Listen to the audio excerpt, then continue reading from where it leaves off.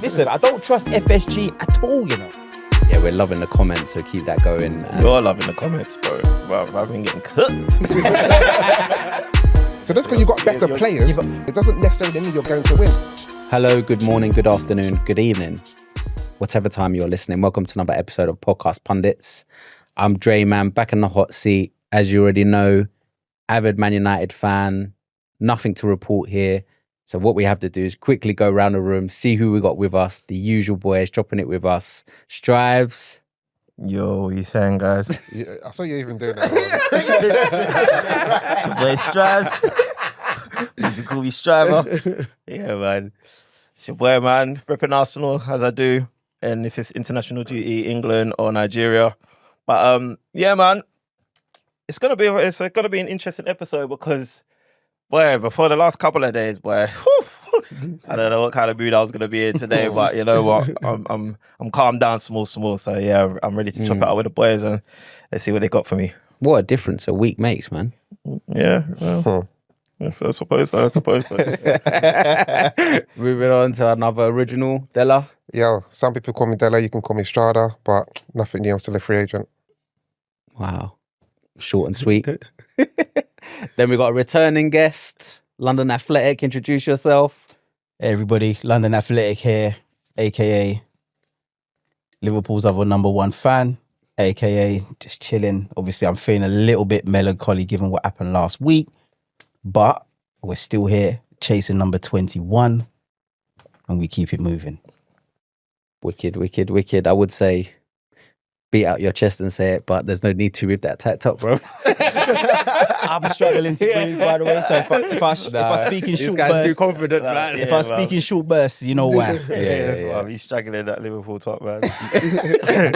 Right, yeah, now you can take the number one Liverpool supporter now because I don't know where the other guy Joey is, bruv. For sure. This guy's a real fraud. I said any opportunity I get to cuss him, I will, bruv. This guy took fatherhood to a whole new level, bruv.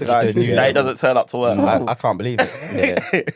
He missed the parade. He missed the parade and he seems to have missed many episodes since as well. But know. Congratulations though. But Yeah, your seat might be in jeopedy now. Yeah, just Wow, please let him know. He thinks that we're getting guests, but what we're doing is auditions.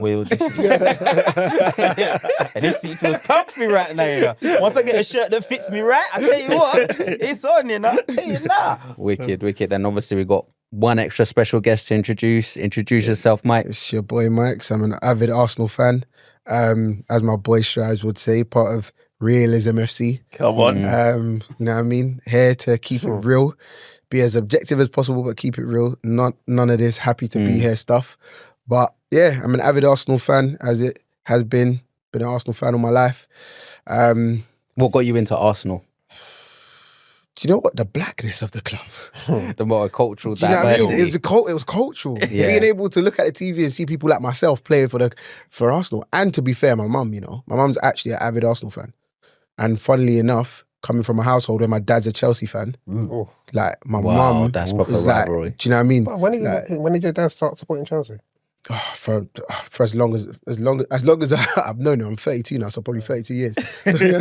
But so like, yeah, he's Quick maths. Yeah, do you know what I mean? So yeah, he's always, and he managed to get my little brother, but me, my older brother, my mum, avid Arsenal fans. So You look at your little brother because that's when Chelsea started. When they had that oil money, that's when. You know they had the old dog supporting Chelsea. That's why I asked the question. When did his dad start supporting? Because why? Because he was enjoying all the Zola. I was just gonna say it must have been the Italian contingency. Yeah. So he was in that. Yeah, he was in that era. Because they grabbed a couple people, but normally that older generation was leaning more towards Liverpool or Arsenal because for the same reasons as you. Or Man United. Yeah. Oh yeah, of course, United. Yeah. Forgot about them.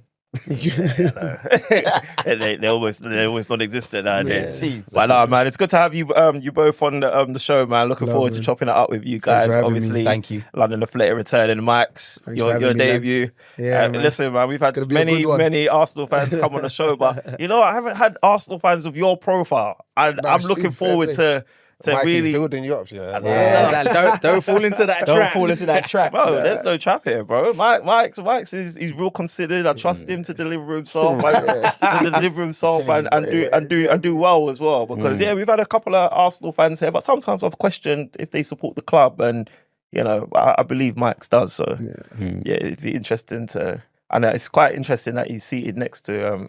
You called that, are you?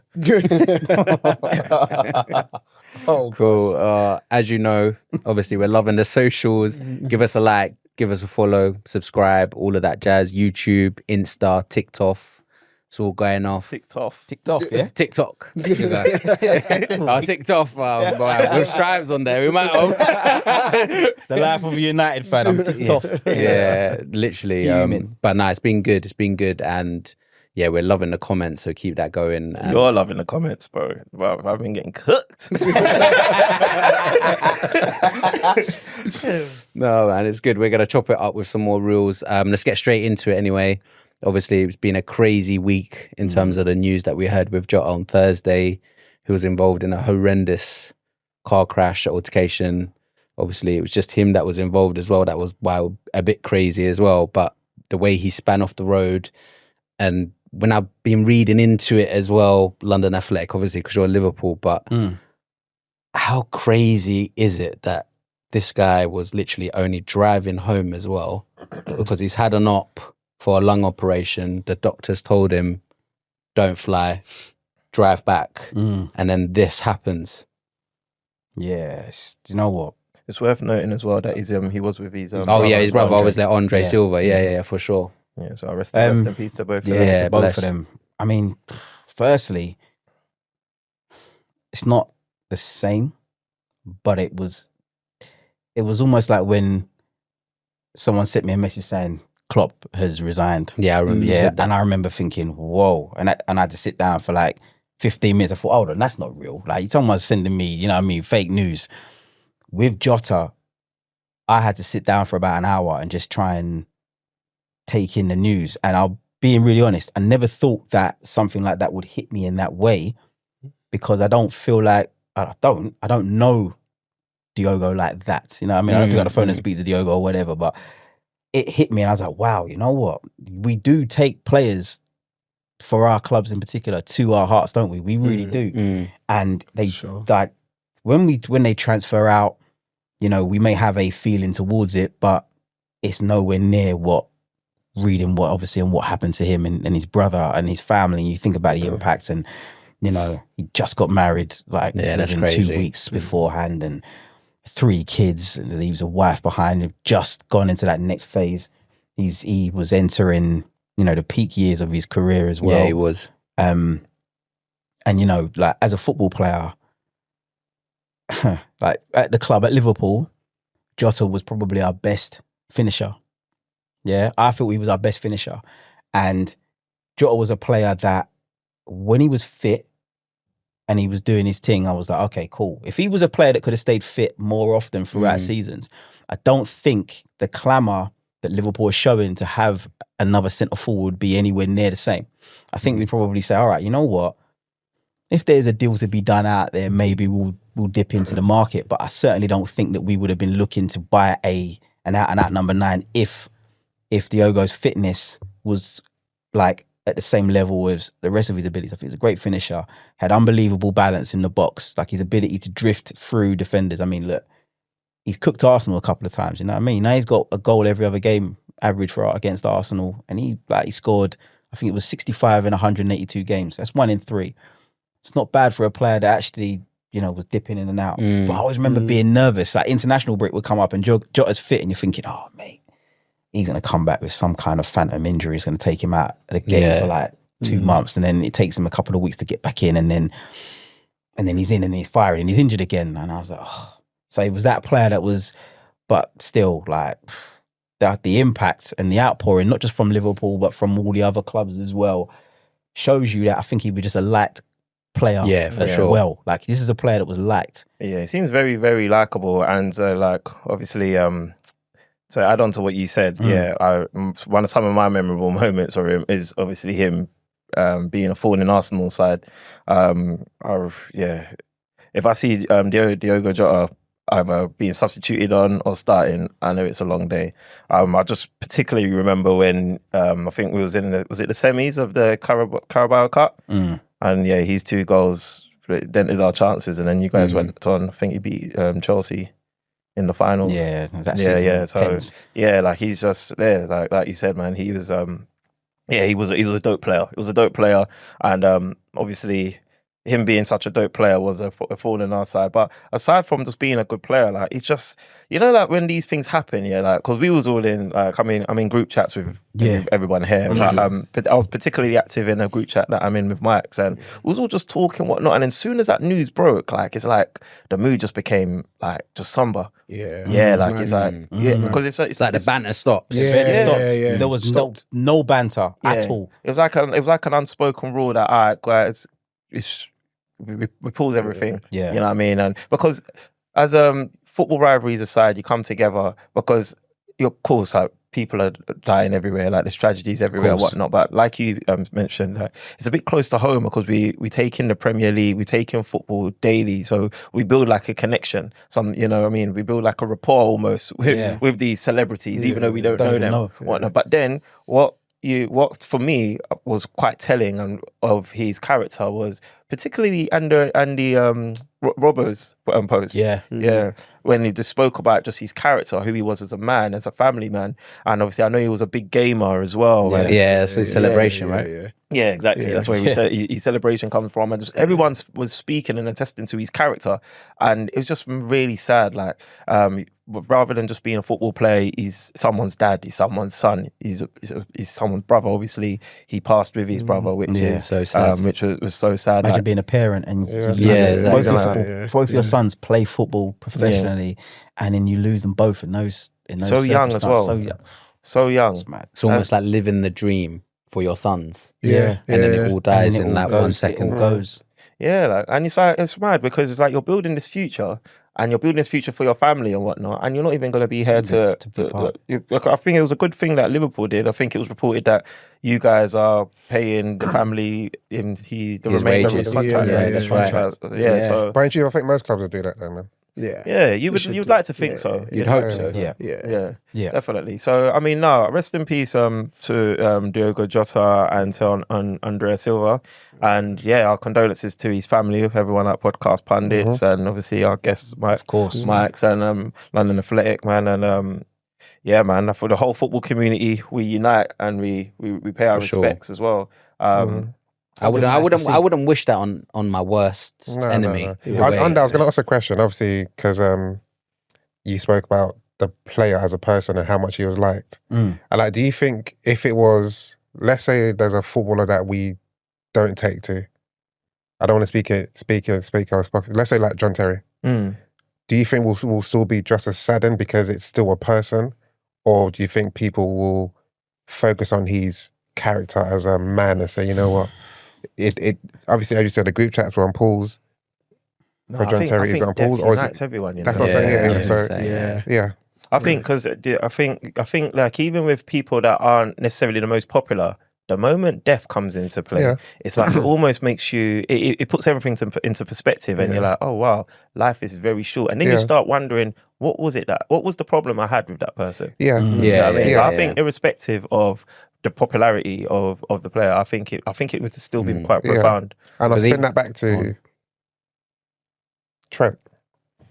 And obviously, there's your fan base who just seem to just hate him because he's leaving your club. But sometimes you realise there's more to it than football. You know what I'm saying? These are just people. Like, just because you play for your club doesn't mean I can't have a life. Doesn't mean you can't respect me. Like, we did it together. Now I'm no longer here, but the respect should always be there fundamentally. Because guaranteed it, if Trent was to pass away, there'll still be an outcry. Of course. You know what I'm saying? Of course. So it's like, let's just respect and love each other. From my personal perspective on Trent, this is we're touching on Trent leaving. I don't know if I spoke about it on the last one. I don't think we did, because at that point he hadn't said. He hadn't announced it. We knew, right, but we hadn't touched upon it. This guy gave 20 years to this club, won everything that you could win at a club. Should have won more, but we'll get into that later on, I'm sure. But in terms of what he'd done at the club, there isn't much more he could have achieved. And I'm thinking, if you're somewhere for 20 years, and I hate to say it, and I apologise to my Liverpool fans, especially those that live in proximity to Liverpool, yeah. You don't want to live in Liverpool all your life if you've got the opportunity to go to Madrid. And I'm sorry, like, for your family, for your lifestyle, the heat, it's a different opportunity. And you can't Especially when down. Real Madrid come knocking. Yeah. You can't, what are you saying? It's a different knock, innit, Strauss? Yeah, when the certain teams come knocking, right? I didn't want to say I it. love it. I know you do, but I get it out there just because I know you're going to bring it up later on, yeah? But, gosh, come on, 20 years. If it was your job and you worked somewhere for 20 years and another company says, you're working at IBM and all of a sudden Apple call you and say, right, we want you to head up our new But you can't go to Apple because they're your rivals. Yeah, but you sign the NDA, you wait for 6 No, I'm months. saying that's what the fans have Nah, said. nah. You're going. The opportunity to go and work for the best company, like, worldwide, globally perceived. You may love IBM like you never, you love IBM, yeah? But this is Apple. This is a different thing. Let that person go and experience what it's like to use a closed circuit, for goodness sake. You know what I mean? So, Give you them know the best craziest thing about that as well, yeah, is that I don't know if I can speak for Strives, but even like for like, no, I'm not even trying to call out Strives. Don't do No. that. Because I'm thinking from like an Arsenal perspective. Like Right. even as a rival fan, like I was proud of him. Like, do you know what I mean? Like I've looked at Trent. Trent, yeah, like I was same. proud of him. I was like, you know what? Like you've done the best you can at a club. Like you were there academy days. You've grown up. You've won everything you can. And I don't know if it's like looking at. Look, I'm 32. He's a lot younger than me. I don't know if I'm looking at something like, you know what? I'm looking at TV as someone like myself. Do you know what I mean? Yeah. Who's just made it. Yeah, of Like, course. Bro, and, I said it. I do you think know I what I mean? tweeted it the other day. Like, now that he's not a Liverpool player, like, it feels so brilliant. So Do you know I what have to I'm hate him. saying? Like I'm actually And I'm on proud the of other him. side of the coin now because Yeah. I'm kind of half hate watching. It's weird for me because look, I wish Trent the best. Yeah. But the problem Trent has is he's left Liverpool and he's gone to Real Madrid. But when it comes to Spain, my allegiances lie with Barcelona. That's me So as well, I to be don't fair. want Can't stand Barcelona. I don't want Yeah, you hate Real them. Madrid. I can't That's stand cool. Barcelona. Yeah. But what I'm saying is, obviously, that's not that big a deal for us. Yeah. But that's where I nail my. Although, yeah, we talk about culturally, Yeah. Real Madrid are looking like a madness right now. Yeah, that team is pretty much like. Anyway, we digress. Yeah, I support Barcelona, so obviously I don't want him to win La Liga, right? Yeah. And then obviously Champions League is the other thing that awaits. But Liverpool are in the Champions League currently, and we've got bigger. I was going to say bigger fish to fry. My goodness, but we've got our own interest in the Champions League. So he's in conflict with that. So even though I wish him the best, I don't really want him to win anything. Like, it's weird. yeah, Like, Do you know what it Yeah, is? yeah. I think I watched the interview with Trent, and I can't remember who he was sitting down with, and he said, and I believed him. He genuinely said, "I think I could be the first right back to win the Ballon d'Or," and I believe him. When Mbappe's about, Yamil's about. Honestly, do you know what it is? I don't think it's realistic. Yeah. But you, watching the believe in- interview, I was like, you know what? I believe you. respect it. yeah. And that's like, the reality is, we know, I think the Ballon d'Or's a farce anyways. I just think it's a joke. But it's like, when you look at where you're more likely to win that, Yeah. it's the of likes course. of Barcelona, the likes Yeah, of Real Madrid, Real the Madrid. likes of Bayern. And I look at it and I think, you know what? Like, bro, just go and live your dreams. You know what I mean? Go and do it. So when Cannavaro won the Ballon d'Or playing for Real, innit? Real Madrid. Yes. Yeah. Yes, he did. Yeah. When he won the World Cup as well. Yeah. So maybe That's what you got to Exactly. do. Yeah. You got to go to a Alright, place go where on. they. Exactly. But Just before you go go on. on, sorry, Yeah. André, I just want to also just I don't want to like keep it real morbid, but obviously as a Nigerian, Peter Rufai, he passed away big up as Rufai well, and I actually have profound memories. it was on of the him same as a day. keeper. Was it the same Yeah. day? Yeah, the same day. Yeah, same day. Because 1994, like them times, we was really on our grind as a family, so I couldn't afford football kits. There, I remember getting a white T-shirt and painting a Nigerian kit just so I could wear it while I was watching That while- Nigeria team. Yeah, but so around them times, 1994, I think we got knocked out by Italy. Was it in the World Cup? I think was it 1992? Like around that time. But I know we won the African Nations Cup anyway. And then I remember in 1996 when we won the Olympics. So I don't know if Peter Rufai was part of that Olympics team, but I know in 1994 he was in the I African don't think he was Nations part Cup. of the Olympics then. Yeah? Because how old is he? Was he? Sorry.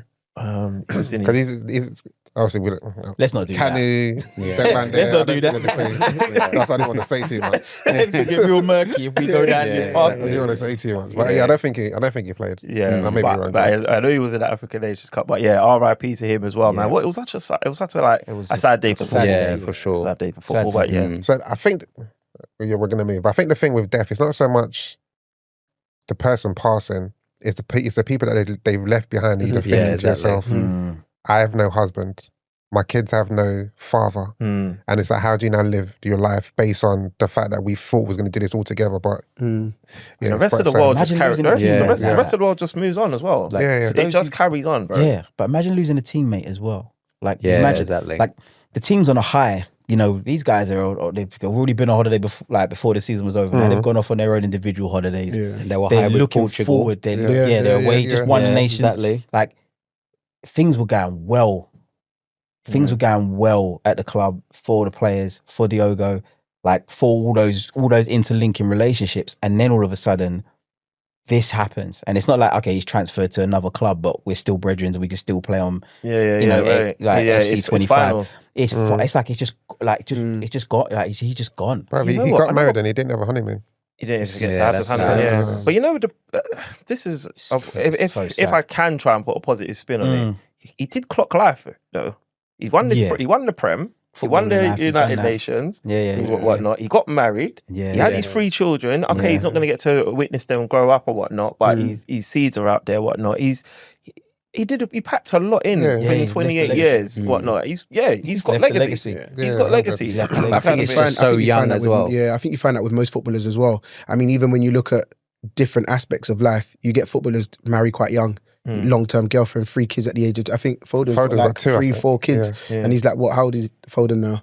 Like 25. 25. Yeah, he's got 3 kids. So it's like, football, I mean, the main aspect of things that kind of slows down life for a lot of people is money. And so when you have it, you can accelerate life. But then at the same time, money doesn't, it can't like for their family, it doesn't mean anything now. No, it doesn't mean nothing. Right now, it doesn't mean a thing. No, of course. I think the last thing I would say is that, and I don't know if anyone here play FIFA or anything like that. I I didn't realise he was big in the game, literally. When he sat down and done the celebration, I didn't realise because he's literally online playing FIFA, battling up people. But it's interesting that when I play FIFA, like I play seasons, pick Liverpool and I go, and that's it. And then normally I get rid of players. Like straight away I go in first window.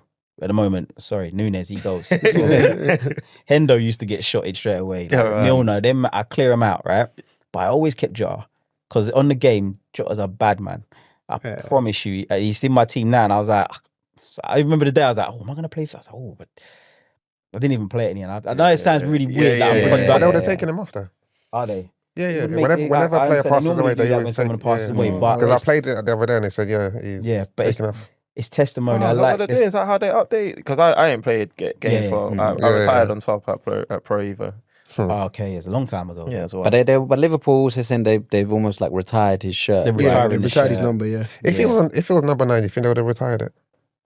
No, bit difficult. But Liverpool would. But I think you almost kind of have to.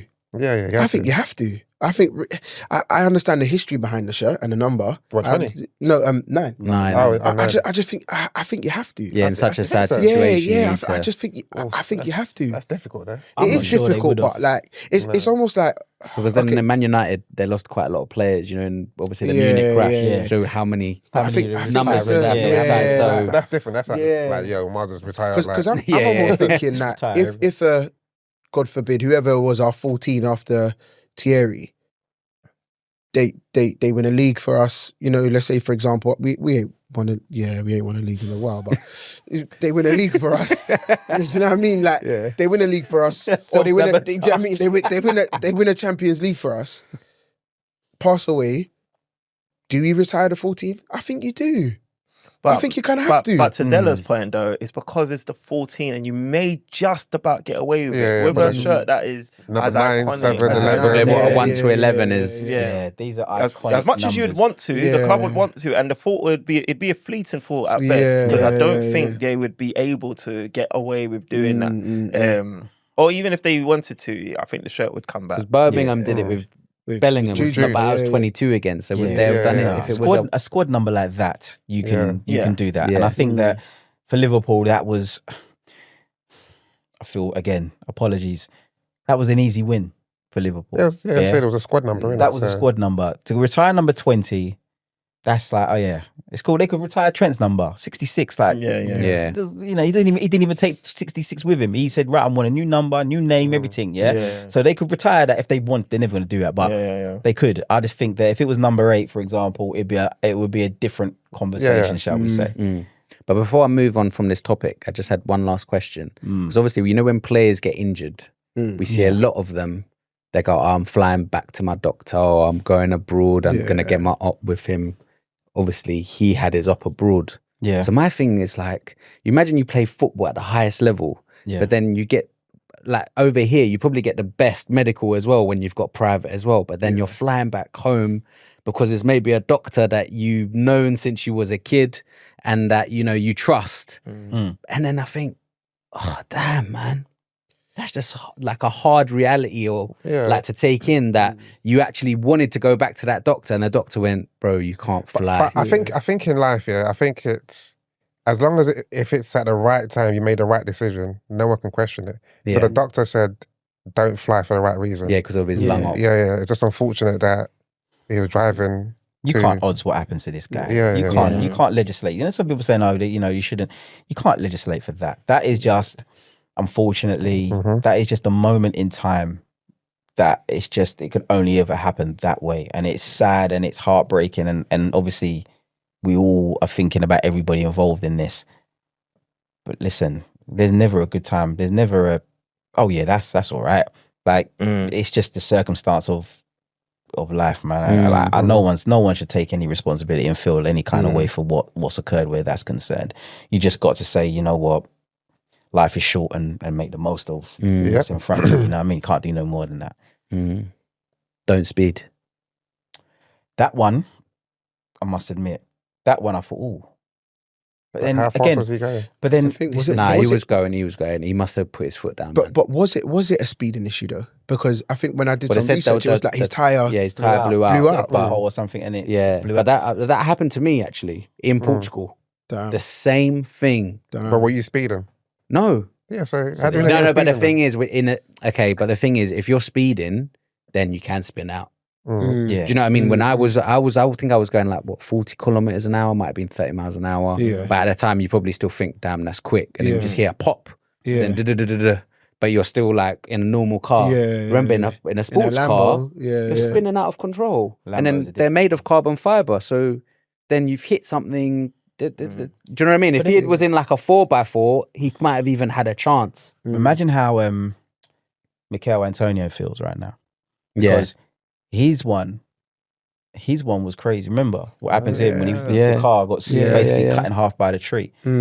Don't know how true this is, but rumor has it what saved him is he didn't have his seatbelt on. Yeah, I heard because that. if he would have been, the seatbelt would have held him in position, and that's where the tree come through the car. Do you think that you can get fined for that? Problem? Do you think you can get fined? Because now the police know he was driving wearing a seatbelt. This is alleged, by the way. He might You as know what I well. mean? He might as well take that. And that, I'll take find him. me twice. Like, and he's back Take a playing month's football for wages, Jamaica. bro. Like that's like, Yeah. So that just shows you like the margin is.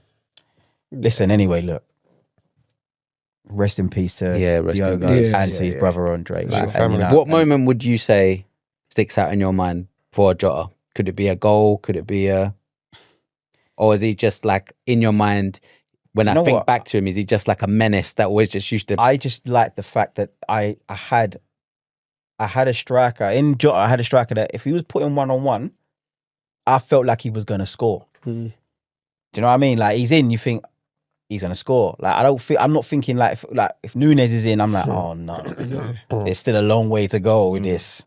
But with Jota, I was like, if he missed, I'd be like, oh, right. Like, I remember there's one against Newcastle away. I think it was it Newcastle or was it for someone? And he missed it. And I was like, bro, I'm literally getting ready to turn away and start celebrating. And I'm like, oh, but you can see that he's got the technique. So Jota was I just love the fact that his balance in the box was just, he shouldn't have got through certain ones. He slalomed through and I was like, yeah. The last goal against Everton as well. Like that's typical Diogo Jota goal. Little shimmy, little drop the shoulder, composed. Yeah, that goal was bottom cold corner.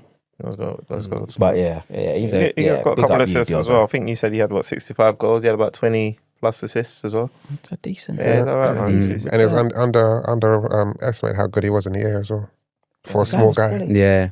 Guy was a quality player, but just injuries. Like I would always be thinking, he's been playing well for 3 games. His injuries do. That's the one. And I used to listen. Admitted, I used to get annoyed with this guy for some of the injuries he got. I remember the last one, like someone fell on him. I went, there you go, he's out. Yeah. Jota's out for an undisclosed period of time. I'm like, what has he done to himself? You said the lung injury, right? Yeah. So that's what he was carrying all season, and he's gone to anyway. Look, please, let's put smiles back on our face because that is a somber. And then that's obviously rest in peace, Jota, and obviously his brother, André Silva, obviously, who doesn't get as much recognition as he should as well. Obviously, he played football, Division 2. Yeah, do you know what's also interesting? Obviously, Ronaldo didn't go to the funeral. He said he didn't want the limelight to be on him. And obviously, Salah didn't go because of his religion, because he was in the church. So, yeah. I'm not going to say nothing about that personally because No, there's nothing to say about that. but just on a grand scheme of things, it's like, yeah. Were you saying in terms of religion? I feel like we're thinking the same thing. Yeah. I think we are anyway. Yeah. What about CR7? Both of them, in a sense. right. It's like, CR7 wise, it's like, I understand his thought process, but to me it comes across a little bit obnoxious. It's like, dude, Same. like... That's what I'm the article said that I think when his agent passed away, he went back to, I don't know if he's his agent or whoever passed away, he went back to Portugal, but everything was all on him. So he's had experience of that, he's had previous. So for that reason, he didn't want to take anything away from that moment. Okay, so I didn't know that. But yeah, because to me, it just seems a little bit... But then he still turned up though, but just not for the funeral, right? For Jota's. But the difference Yeah. I don't think he showed up, no. The difference he not at between all? his No, I agent saw and Diogo Jota though is Diogo Jota also has notoriety as a famous footballer as well, whereas his agent wouldn't have. So I heard that, but he's still... I know what you're saying. Yeah, CR7 is still CR7. I definitely... Do you know what I mean? He's still like a phenomenon, but like, it's like... Yeah, it almost seems very. How do I? Oh, it sounds so bad. I know what you. I know what you're Yeah, into. but it's I know what just you mean. A lot of things, but I think it came from a good place. Yeah, Almost like you're saying, get do you know- over yourself. Yeah, and I almost. want to give him the benefit of the doubt Yeah, purely because of the situation and stuff. But I'm just trying to put myself in the shoes of another person that might turn around and go like, "But bro, It's not this about this you." is not about." Yeah. Do you know what I mean? But Yeah. I hear it. I would like to think that it came from a good place. So, yeah. Wow. So anyway, that moves us obviously from a very... I can't even explain the mood because you know when you just don't you go numb. I don't really have like an emotional state for it because even though, like you said, London Athletic, like I don't know the guy on a personal level, but we watch the Prem all the time. We watch football all the time, so we relate to them or we talk about them as well. Do you know what I mean? So, but obviously, we know Jota did the gamer celebration. So the next topic, obviously, to bring up the level, it would be the most iconic and the most shameless celebrations that come to mind. Please ask me first. Take the floor away. There's only one, isn't it? There's only one. My favorite celebration of all time. And you know which one it is. I have a feeling. He was wearing that shirt. Yeah, I remember. Listen, Adebayor, take your flowers, my guy. That Was he wearing this shirt or the celebration. Tottenham shirt? No. It was a Man City shirt. Scores a shirt. header, Still, it was a turns City around, shirt. Yeah. does 100 meters in. I think they clocked it 7.8 seconds. Power slides perfectly in front of the away fans, and Where's he now? it was unbelievable. I thought that was so. We talk about footballers not having personality and whatnot, but for me, I was like, I let don't think them people even want know. footballers to have personalities, man. Let them know. So Nowadays, I don't want them to have That's- personalities, innit? that was wicked. Yeah, I loved it. He's a pussy off for that. That was my favorite. But there's others, but I'll let you look to you and then I'll come back around because there are. It's mad. I think, I always forgot about this thing. But yeah, Mario Balotelli's celebration, the Why always me? that comes to mind. Obviously, Eric Cantona. Yeah, that would have been mine. Yeah, Where he just Didn't even stood think there and just That was perfect. looked around. and you know what, man?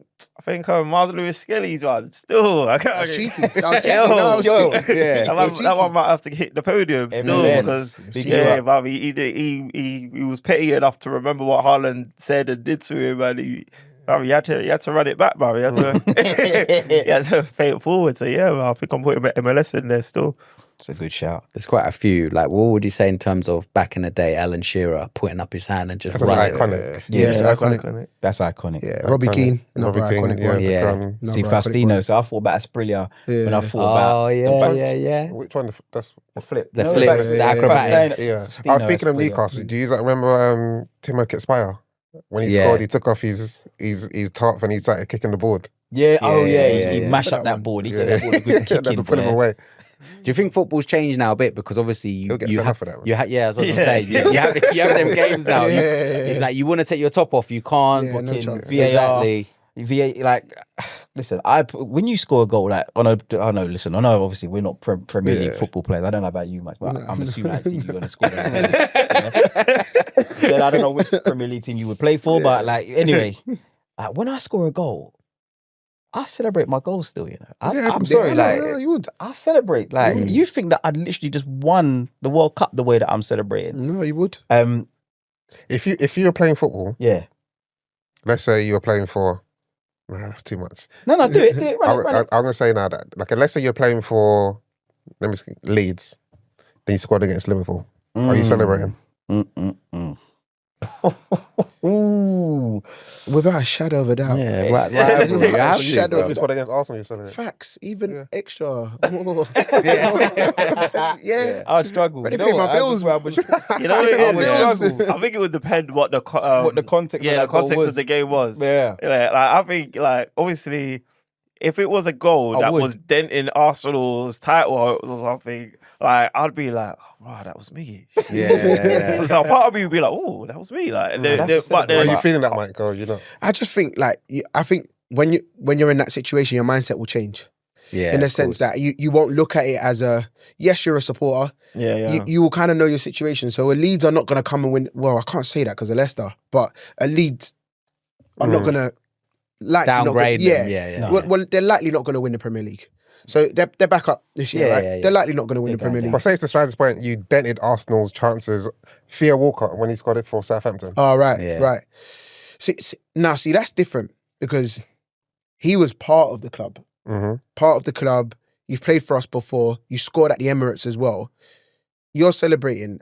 I find where you live. Do you know what I mean? Like, It's almost like, you know, when another player scores and they've played for you before, they Yeah, like, don't it's celebrate. like- it's They're like, like, yeah, just chill. just run but back. if I was like Do you know I'm what's just mad? a fan. Yeah, Growing yeah. up, I'm an Arsenal fan. I make it as a pro, and I think my mindset will be completely different. But at the same time, it's like, why wouldn't I celebrate? Club pays my bills. So Yeah. funny. Like, Yeah, I would celebrate because you'd almost like develop a love for that club. as Yeah, well. exactly. Yeah, celebrate. But Exactly. I'm not bad I kissing, still though. feel like my love for Arsenal would still supersede that, and I think that my celebration at best would be subdued. Yeah. Yeah. Like Yeah. if I was playing for Everton and I scored against Liverpool in the derby, in the 89th minute, and See, that's Everton peak. wins 1-0. See, that's different. No, but Yeah, you yeah, want to take it yeah, this. I'm yeah, taking it to the yeah, extreme. Yeah. yeah, No, yeah. even worse. Let's say I'm playing for Man United and I score in the 89th minute against Liverpool. Yeah.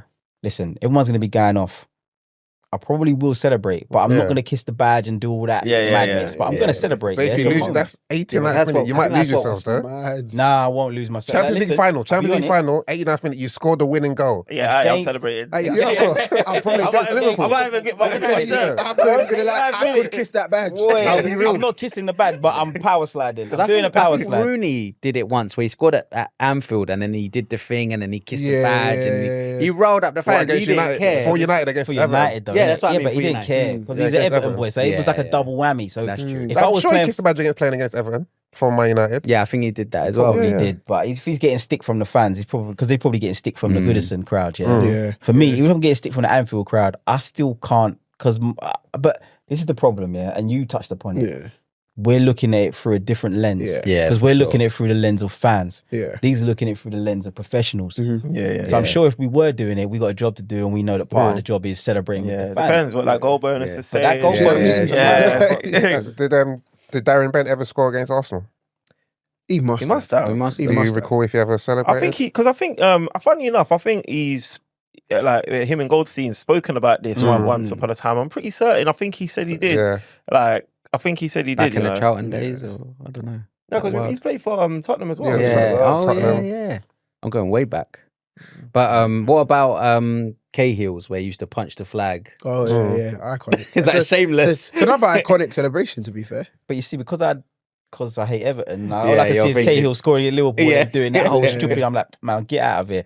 But here's what I want to talk about: celebrations. Yeah, I tell you who makes celebrations dope. The way he spoke about commentators.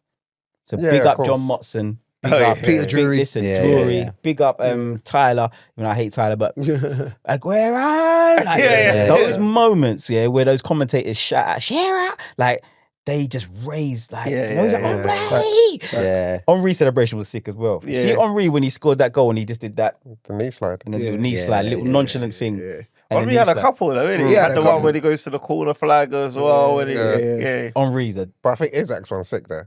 that Isak Yeah. one when he Liverpool, he murdered us with that Yeah. one. That Can't was lie. crazy. I was can't peak. lie, that that one set off my hate watch.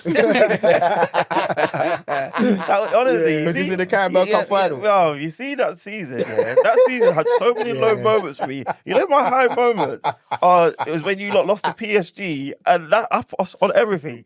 That and that the Newcastle one, because you see that celebration. And that the DVD was in the picture, innit? Yeah, bruv. It nearly became my screensaver, bruv. Do you know, because he physically You're a looked. scoundrel. Do you know what I mean? He You are a actually looked scoundrel, like bro. physically disgusted. He was like, "Get these lot out of here!" No way I'm going to Arsenal, bro. Get out of here. That's why I was saying in the group, man. I'll drop 150 on Isak. Hey, Calm. I I swear was down. like, if I had the money, you see, if I was in charge of Arsenal, I promise bruv, I'll do we'd it. have PSR. Okay. We'd have PSR. Okay. You see the PSR trouble we'd be getting dots, 15 points for the next season, but He'll we'd make it enjoy. back. But we'd enjoy our season. How much is Isak worth as a striker right now to that club? Yeah, to no, for one of me, those I'm clubs? saying I would have dropped 150 on him, and 150? I wouldn't even think about it. I'd be like, what, 150? All right, cool. Okay, cool. You want some add-ons with that as Yeah, well? what Oh, else do no, you you're want? good with the I'll throw 150? All right, I'll cool. throw Nunes in as well. Facts. It's sweetening the deal. Like, I'll throw Nunes in. It's only just I'm always his trying to get injury rid of record Nunes. that though. sometimes that Nah, That's bruv, you where still he- take him, man. But he's top notch. He's top He's top. quality. He is as close to a traditional number 9 in the Premier League. Well, Haaland as well, but even Haaland isn't quite that. But When you say tradition, as in old school. old school, Yeah. Alan Shearer, back to goal, Yeah. Yeah. turn yeah. a man like Yeah. even on like him Drogba, just a physical presence and an aerial presence, just did a everything. menace, just Yeah. just an Everything, absolute bruv. menace. And it's just like I kind of want to go back to the days. I miss when you play 4-4-2. Ball goes out to the right winger, he whips the Whips cross it in, in. and in comes the number 9. Bam, like You know, I listened to a podcast the other day and they're talking about the death of strikers. Because because of formations, you only have one striker. one striker. Yeah. And Tactical, innit? that one striker is essentially the facilitator. Yeah. So the goals kind of coming from the wing. So you don't have the likes of more or less like people like Robbie Keane would have been a number 10 in this generation. Yeah. Michael Owen probably wouldn't have made it. Probably would have been. Yeah. So it's Football's interesting. changed. Football's changed because I used to play up front when I was a lot younger, but I'd have like a target man. And all he used to do is go, Warren, mate, all you need to do is just be ready for when I flick it round the court. I'm not even going to look. I'm not even going to, you know what I'm saying? I ain't even going to look, I'm just going to get it and I'm just going to flick it round the court. And I was like, all day long, just waiting. Jermaine Defoe used to live off of target man. You just spin round the, I know you used to play, I know you all know. How annoying would it be though if someone like Crouch scores and he does a stupid robot? But what do you mean? Listen, Well, a robot dog. I hate that. You know what? What annoyed me about Crouch is because the tops just never fit him. So just watching man like he's I know what all you down mean, here like, bro. like doing a robot against Arsenal like at the Emirates. I tell you what, Lingard, oh my day, I hate man. Lingard till today. Yeah, because You can't Millie Rock. he had that On home soil. He You did that can't. too often. Yeah, as he well. did. Often, Huh? he He was always been used walking to with go- studs, you know? Yeah, Yeah, Moonwalker have with you stars. seen That's what he's crazy. doing in? Have you seen him in? Is he in China now? He's playing in wherever he's playing. Have you I think it's seen in him China. Have you seen his in hair? front of the? Have you seen what he does to the crowd? Like he spends about 5 minutes doing that. Ooh. After he scores, What? just- After, no, this is like after the game. Like, Oh, okay. ooh. Oh, like is he it? like, bro, he's having the best time of his life. But okay. he's a professional He's a proper celebrator now. entertainer now, yeah. Yeah, he's I think he's got clear. that move was right for him. I think people forget that. No. What I'm gonna say is like he's made his money, Yeah. and I Yeah, think it's he's true. looking past football Yeah, because he wants to yeah, get into for sure. fashion, all these other stuff. So he's like, let me go and become a star in that country.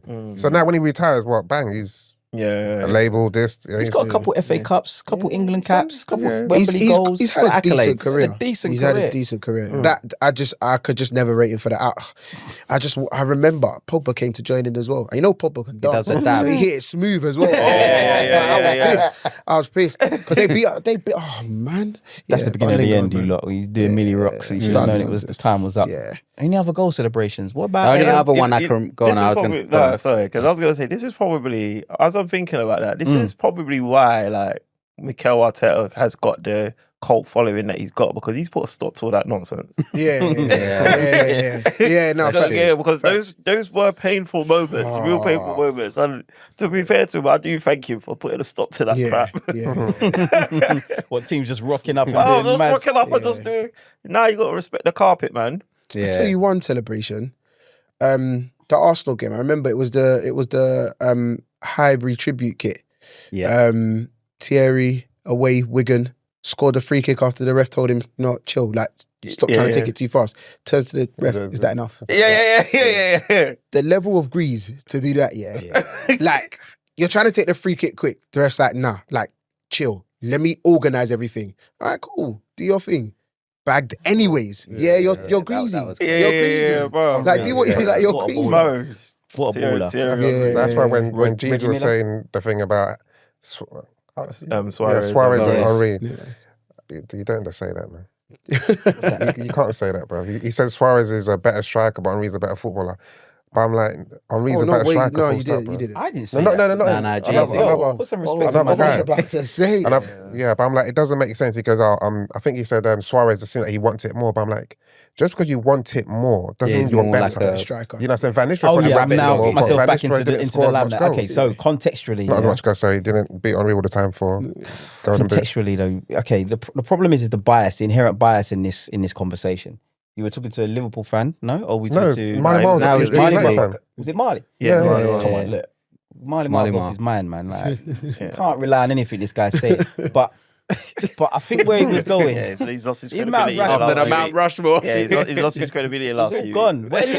What little shred he had, Yeah, he literally spent it all Yeah, on this very couch. you need to see the comments we've been getting in the back end, man. There's been a petition. I asked for his suspension. Yeah. I actually said to him, I said, let me know how long he's going to have to serve a suspension did for. say. because Wow, his you- absence is a coincidence. Cause- He's on a welfare. He's on a welfare.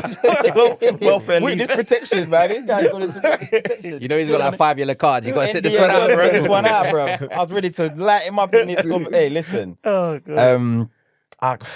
The thing about Suarez is, through Liverpool lens, he was just a madman. Like, you don't understand, like, He is sick. you know of when course it's he just, you know, a player that just has no, you about Grease, you know, how a player just has no respect. I remember his celebration against Everton, they were saying that he dives too much. Man scored, dived right in front of the dugout. Yeah. In front of, like, literally. In front of Was it Moyes. Moyes In front of Moyes. It was Moyes, I think. Yeah, it was In front Moyes. of Moyes. You said, he dives too much. Scores at Goodison, you know. It's crazy. Yeah? And then dived in front of him, like to say, I don't business. Yeah. I'm a bad man out here, you know. That's true. Bad man. This is why, like when that conversation it doesn't offend people as much of as course. because Suarez was actually a bad boy, but like I think it's And I know why else as well, but like, go on, you finish. Sorry, I've interrupted you. Yeah, no, I just think that you can't have, especially Marley, you can't have lived through that era, and watched what Henri done, and then also watch what Suarez done, and then come up with that take. Obviously, I know Loons, and he came up with a similar take as well. So people who watch football and they have credible opinions, they have come up with it. So I'm trying not to like rubbish it off, but for me, it's. Do you know what it is though? I think it's about the position of the player. So when I think about Thierry Henry, I think of a player who started as a centre forward, like you'd put him in the front line, but then he always drifted out into the left and then just murdered whichever centre back. Not to say he didn't come back inside and play on the right hand side, but you knew if you found Henry on the left hand side of that box, you was in big trouble. It was like a cheat code. We played Pro Evo, you remember? Oh, that back in the day, It man. was a cheat. Yeah, He was a 100%. cheat code, but whereas Suarez was just through the middle. Suarez was just through the. He did little bits and bobs out, but And Where- tenacious, and I think and that's probably, tenacious. and I think that's probably what his his point was. tenacity, he wasn't as technically good as Henry. No, Probably not even as good a maybe not even as good a finisher as Henry. A lot of them were scuffed, and a lot of them were like there was some mad. he's got some. Do you know what? When I goals. think about Suarez, I just think it's the goals he didn't score. Have you seen the clip where they show the ones that weren't goals, where he hit crossbars and some of the things he won Bro, against look Arsenal? Look what he did the other day when he scuffed Messi's chance, bro. Yeah. Literally. But listen, we digress Yeah, again. exactly. Like Mount Rushmore. By the way, Mount Rushmore, you should have that as a feature for all your guests. Yeah, Yeah, I like should you actually. should. Yeah, I'm ready. I got my Mount Mike Rushmore ready. Have you got yours, Mike? Have you got a Mount Rushmore? In terms of Prem players. No, Yeah, like, just just a- your 5. Is it 5? Four. Is it only sorry? Four, It's yeah. only 4. Yeah. Jeez. Like Prem. No. No, just like any. Oh, Yeah. anything. Oh, I'd have to We go. don't have to drop it now. Nah, Okay, exactly. okay, Have a cool, think. cool, Have a cool. think. But Have a little before, think. Yeah, I got a couple that off the bat I don't even have to think about. I hear it you. wouldn't be Ander Herrera though, would it? No chance. Not a chance. Not a chance. I saw that clip. I thought, damn, you were doing well, you know. Up until you were doing well up until that point. That's crazy. Boy. But yeah, before I go off this Yeah, one, sorry, the last one that came to my mind was well, there was two actually. There was the Ryan Giggs where he went through in the FA Cup and beat you FA Cup guys, semi-final. and he took off his shirt. He had Jesus. Revealed bare that hairy mad chest the and hairy swinging his chest shirt, as well. thinking you can't do that anymore. But then also, I don't know if you remember, it was like Jimmy Bullard for Hull. Where Phil teacher. Brown, the teacher one yeah, on the middle of the pitch when he scored, because Phil Brown got them in the centre circle, Yeah. and he was telling them all off. Yes. So, yeah, Reggie yeah, Miller? Cameroon. Oh yeah. Iconic. Reggie Miller, what's that guy? Not Maradona. I don't know if he was Argentinian or Brazilian. Yeah, when it he was. scored and he literally ran into the camera. Yeah, that's Diego. No, it wasn't. It was Edmundo. Edmundo. Done one. Oh, but Diego Maradona's Diego one, done when he as well, was but I high think Edmundo. against Nigeria, I think he scored, and he ran up to the camera, and everyone was like, Yeah, this guy's on drugs. "He's charged up. He's charged up." And thingy for you, Dre, Lee Sharp's one was pretty good. Yeah, When he used to go to the corner flag. Yeah. Oh man. What, no one's rating Marino? I wouldn't really think of the managers. Against Yeah. what for Benfica? No, I'm talking about Arsenal. Jose. Mikel Marino, bro. What he said In memory of his dad. He's pops. I think, I When rate he- it. when he does. I rate it just purely because of the I didn't know sentiment. Yeah. I What's the rate it. sentiment behind it? His pops used to do it. Ah, His pops was a professional I didn't know baller. that. Okay. His I pops didn't used know to do. that. His pops used to do this. I remember there was a clip I saw. I don't know if it was Arsenal who uploaded it, but it was like I think he scored the goal against Leicester, and it was just like they kind of played it together. Right. And it's like, yeah, it's I was like, you know, that's pretty cool. Like just the sentiment. You know I what? like Marino. Yeah, I'm not even. I I thought didn't you meant clock that. Jose. You know, Yeah, I'll probably try and look out for that now. Old Trafford. Yeah, no, Marino. Yeah, That was a great It's a nice celebration as well, even without the sentiment. Okay. Cool. Well, that was a great segment. Really rolling back the years because I know there's probably a lot more, but we'll move on to the next segment. Moving on to the Arsenal segment, which is to do with Thomas Partey, obviously the That's not an Arsenal revelations. segment, family.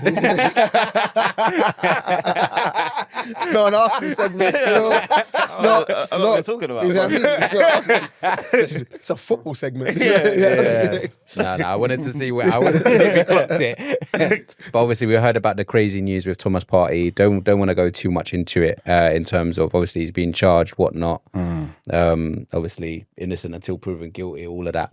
But what were your thoughts initially when you heard the news, Strives? Because obviously we know that obviously my thoughts was, well, he's not my player no more. no, but obviously before, you know, when we were discussing it, that we were saying like you couldn't believe that obviously he was going to leave or he was going to get released, and then obviously that news came out after it. So was there kind of like justification probably in the background what Arsenal's thought process was? It's hard to know what Arsenal knew and what they didn't know in relation to that. All we know is once upon a time we were looking at extending his contract, and it looked like the talks were progressive. It looked like we hit a stumbling block. We were told it was over money.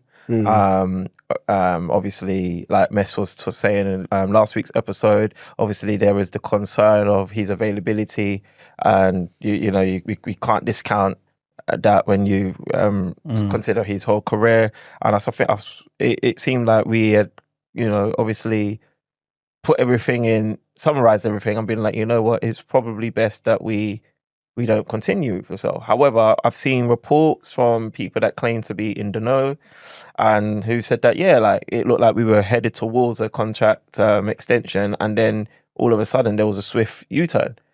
But who knows what's real? Who knows what's not? Now, if you're going to take that to be real, then one might surmise that, it had something to do with this news that had come. I don't know. Like, I don't know how it works. Would the football club get notice of this? I don't know how that works, to be fair. So my thing would be for me, I just thought to myself, it was just a coincidence. That's what I thought. Maybe it wasn't. But for me, it was just like, well, look, like he's charged now. He gets to have his day in court where he gets to basically, because he's denied allegations, so he gets his day in court where he gets to say his side of the story. Obviously, the people that are the accusers, obviously they also get their day their trial, where they get to obviously seek justice for what's happened. And just leave it to that. As far as my football club's concerned, I just don't know why we keep getting implicated. You know full well why I don't. I'll be honest. You don't know? No, I have no idea why we keep getting implicated. Well, that's because, if I'm not mistaken, this rumor, this allegation, this arrest, I'm not fully like 2022. Yeah. This was whilst he was at the time, he was an Arsenal player at the time, right? Right. But just to fast forward, that's why. And obviously, you guys are news, so any which way to hype up this situation, if it means attaching your club to it, we know the media is gonna. But do you think that's right? From that aspect, I understand, but I don't think it's right, though. Yeah, exactly. No, I don't think it's right either. Yeah. And I could go, I could do this whole, you lot knew. I'm not going to make myself look silly on this. Bro, like, even if if you knew, you distance yourself from it. Coincidence, no coincidence, whatever. Everyone's been aware of the fact that this happened. But what do you know? This is the thing. All you know is someone has levied an accusation against Partey and he's denied it. What can you do there? You weren't there. You can't do anything. The club was not there. So all the club can do is say, police, is this guy guilty? Are you going to charge him? Okay, you're not? All right, cool. We do not have the power, to execute or to enforce English law. No. All we have to do is we have to honour employment law, which means he's employed.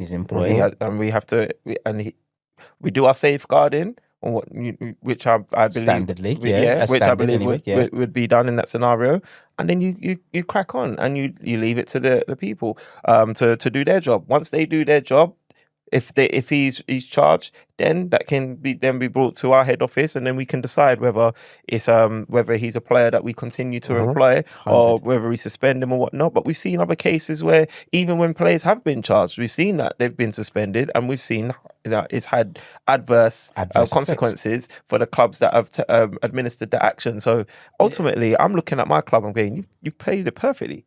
Like, I don't understand where everyone's coming from. I think it's a thing more of like.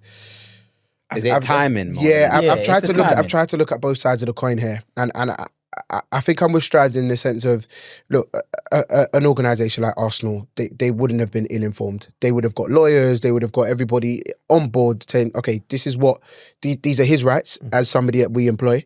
This is what we can do as a club. This is what we think you should do, so on and so forth. People advising them. I doubt an organisation like Arsenal would be like totally like not in the know. And then you got to look at it from a point of view where people are trying to look at it morally. And I think this is the thing. I think, like you said, with Arsenal, it's going to be taken more of a big deal because of who we are. Arsenal's clickbait, let's be honest. Yeah. You attach Arsenal to anything, you're going to get clicks, you're going to get views.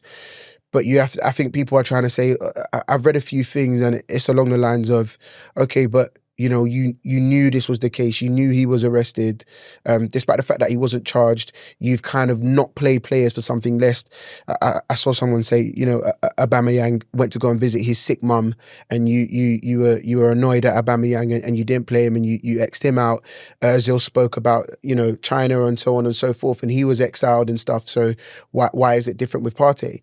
And then you have to look at other things. You had the likes of Yves Bissouma, who was accused as well, whilst he was at Brighton, also at Spurs, continued to play. not really that much of a backlash of the situation. Same thing happened with Cho at Forest and Chelsea. Not really that much of a backlash whilst they were still accused. But I think it's just people are trying to take the moral high ground. It's the court of public opinion. Yeah. So- and totally to me, agree. it's just so like it's just, for me, it's a joke because it's like, okay, so what about Adidas? That's why was he sponsored by Adidas or whatnot? Yeah. Did they drop him? Are you asking them? Yeah. What about true. his national team, True. Ghana, who True. he plays Yeah. for? They haven't even said nothing. Have they said Exactly, anything? yeah. So why are They you said nothing attaching at it to Arsenal? That's Yeah. why, for me, I'm just like, yo, like, he played for us. He slapped a couple goals for us. He helped us out when he played, and he's not our player anymore. Did his job. And Now he's gone. He's been charged. And when you look at it morally as well, like, people like to look at it like from just one lens. Like, but there's two sides. So at the end of the day, we don't know who's innocent. We don't know who's not. We know nothing. So all we know is somebody has either committed a very heinous crime or somebody has made an accusation that isn't true. We don't know. None of us know. You get what I'm saying? And because none of us know, how can you determine what is morally apprehensible or what's morally reprehensible? Because you don't know. So you don't know if Partey is the aggrieved, or you don't know if the person, Accuser. if he, the the accuser person- is the accuser is the aggrieved, aggrieved, because you yeah. just don't know. So ultimately, how are you saying morally you should do? So does that mean anybody that just gets accused? Listen, the thing is this. It doesn't matter which line of action Arsenal took.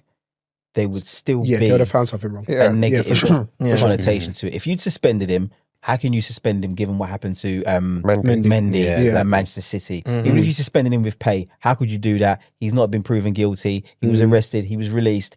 He has his basic human rights, professional rights to go and play football for Liverpool, not for Liverpool, for Arsenal Football Club, So there was no win-win. And the thing is, it's just timing. But it just turns out he's no longer your player. So for one reason or another, people like it or they don't like it, he's no longer associated directly with your club. It's no longer something for your club to deal with. Now, whether that be luck, whether that be judgment, whether that be a whisper, it's interesting that I heard about, obviously, there was some negotiation around the contract, but what I didn't hear is any other potential suitors coming in and saying, well, we're offering you this, and him now going, well, I'm now going to back to Atletico Madrid, or I'm going wherever. Sure. So that is a little bit like, okay, maybe everyone's kind of like, maybe someone's caught whisper of something and gone, well, we're not touching him until this whole thing goes away.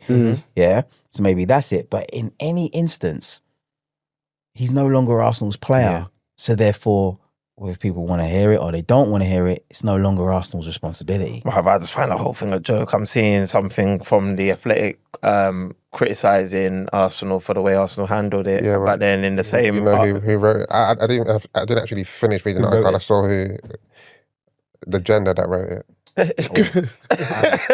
Bro, but it's just like you're saying you can't name this player for legal reasons, and you haven't been able to name this player for the last 3 years for legal reasons. But then in that same article, you're saying that the club who employs him should suspend him, which would identify him. Bro, you're not even making sense. You making sense. Bro, I'm just like, for me, Listen. it's just like when people even try to draw me out of it, I'm just like, yo, man, all right, cool, man. Yeah, he Make it played make sick for us sense. still, Yeah. but he's not my player no more, bro. Yeah. Still, man. I was going to say, where does Partey go from here, though? Or is it, do you... To jail. Wow. I'm joking. That's nasty stuff. That's nasty stuff from LA.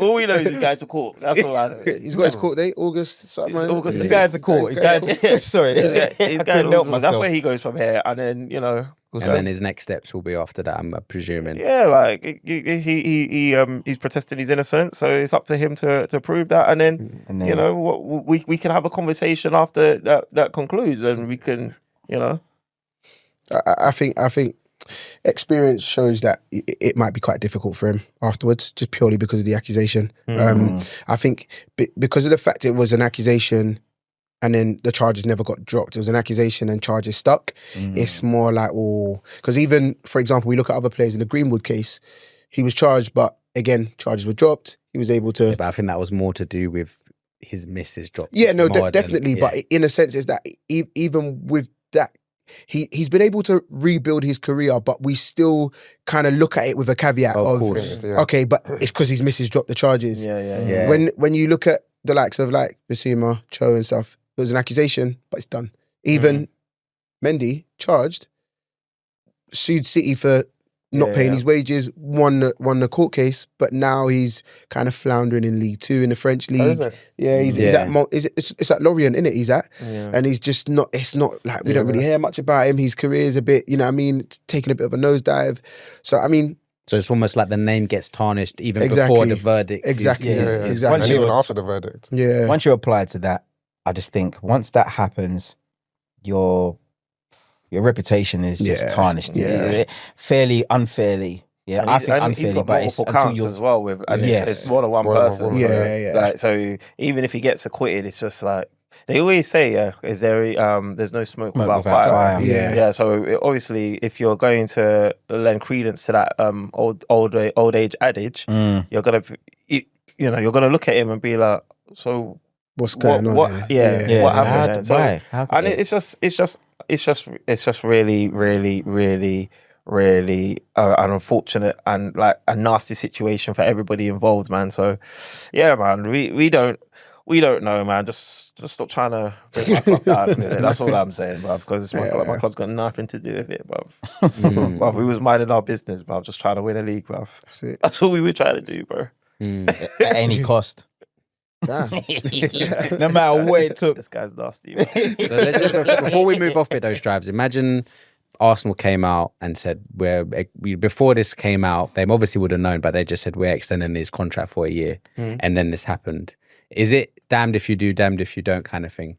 Is the best way to break the tie? I mean, if they knew No, Suarez about would have it. been happy if they renewed the contract. Well, this is what I'm At the saying, because time. I know he wanted Partey. I know he definitely wanted Partey to stay. You're trying to drag am back. I meant to take that back? No, of course not. No, of That's course what I'm not. But I'm just saying, obviously, with the information that's come out now.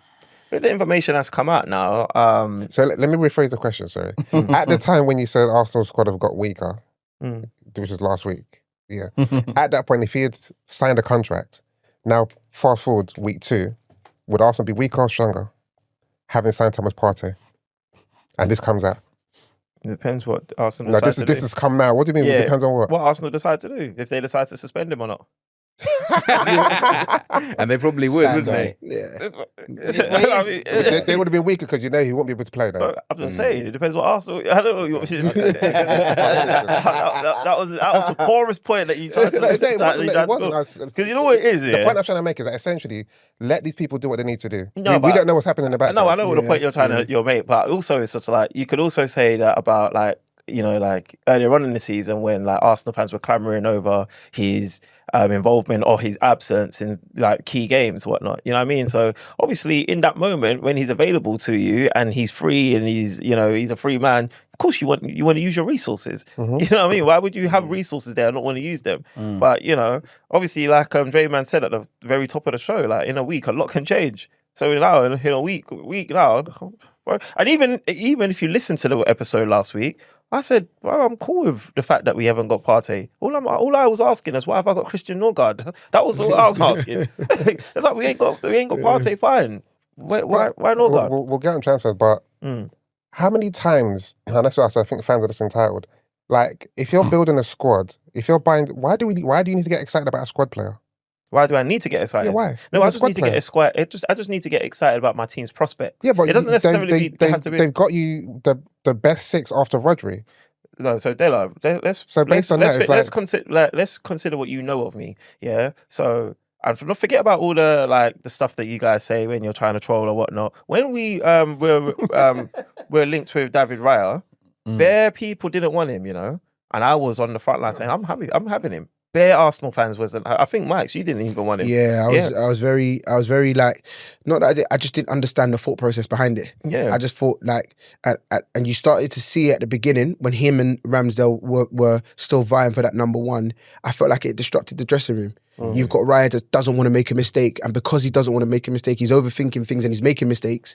And you've got Ramsdale who's got a mistake in him and feels threatened from his position. Yeah. And so when he comes into the side, he's making mistakes because he doesn't want to make mistakes. And It's just like- Ramsdale was decent. Like Yeah, it was do you know decent, what I mean? and we didn't see an issue up until back then. When we were linked with Raya, I'm automatically thinking, oh, you know what?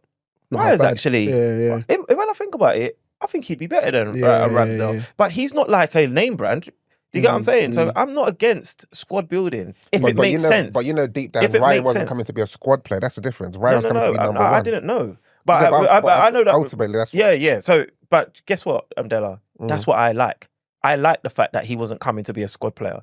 Do you get what I'm saying? So you see, like, it's different with a goalkeeper. But hence why you can't have two number ones, because that just explained it. You can't have two number one goalkeepers.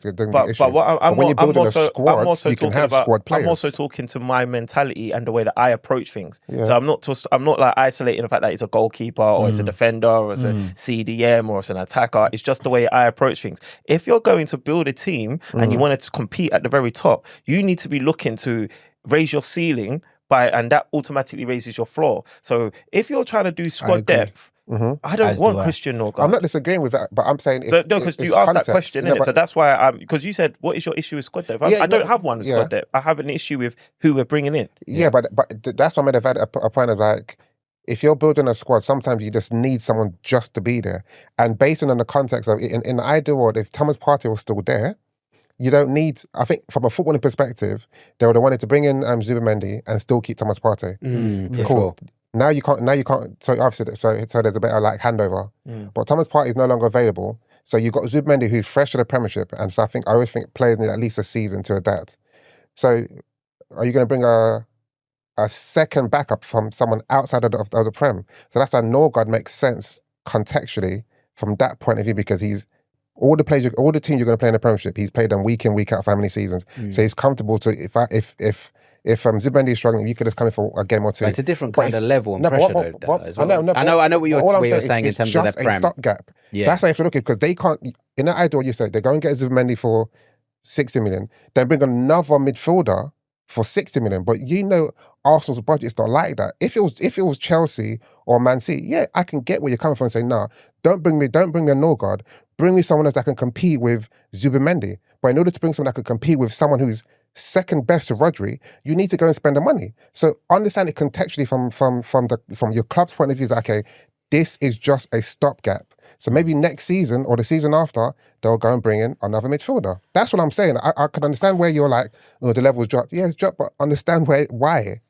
So my question to you would be then, all right, cool. So I've taken on board everything you're saying. Let's cast our minds back to a couple key moments in our season, yeah. So I'm going to use the PSG second leg, for example, yeah. So let's just say Zubimendi is not available to play,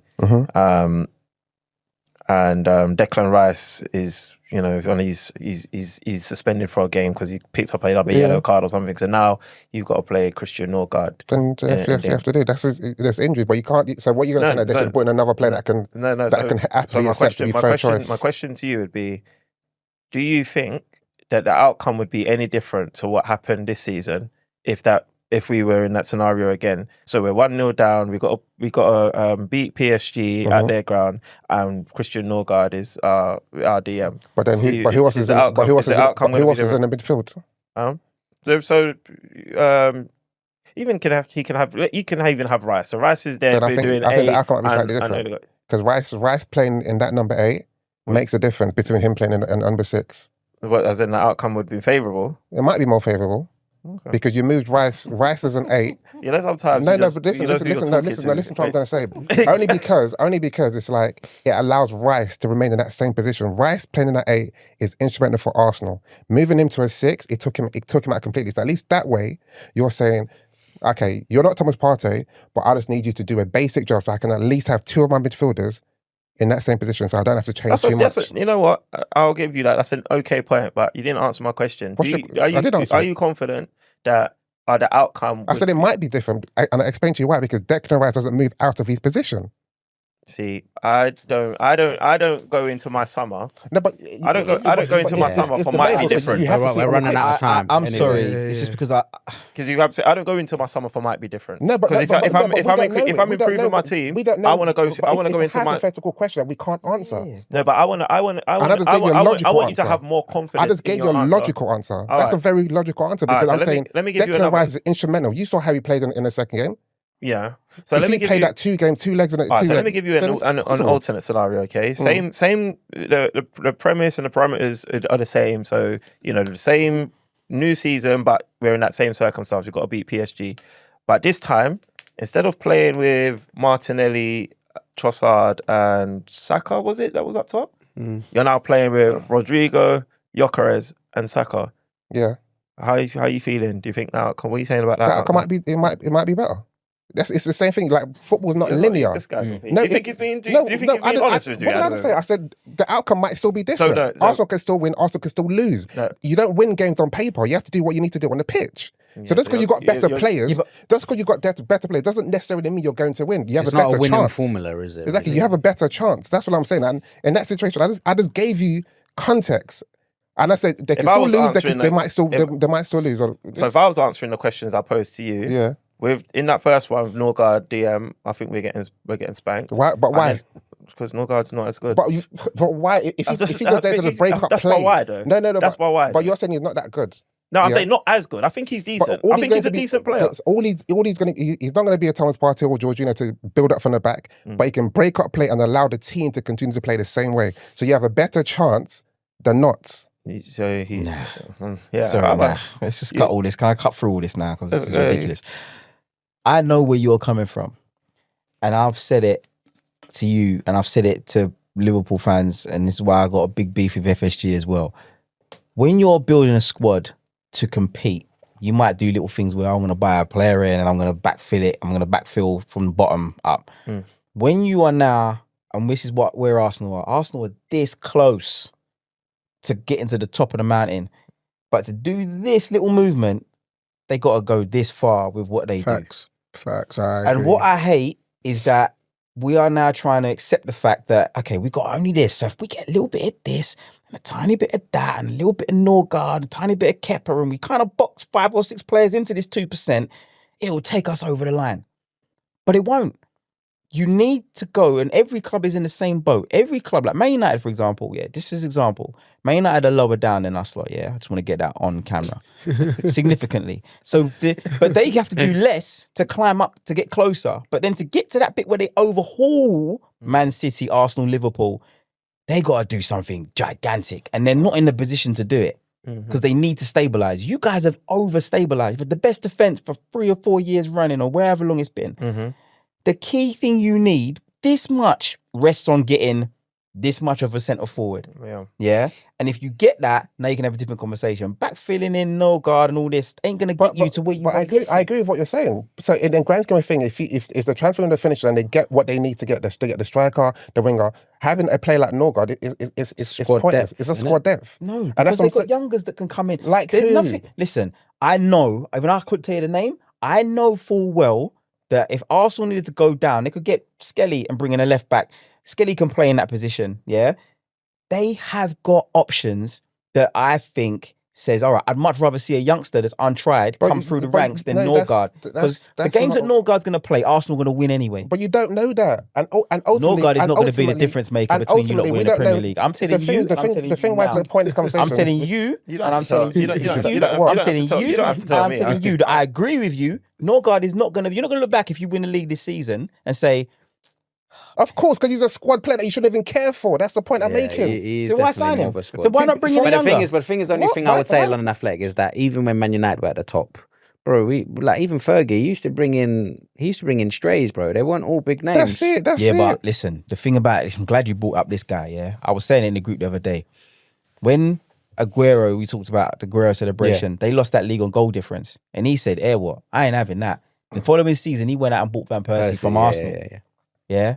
And that was a big signing. It's like, what? You're going to go to Arsenal, who are still up there at that time. They weren't winning the league, but they were still a top team. You can't just go, we want him.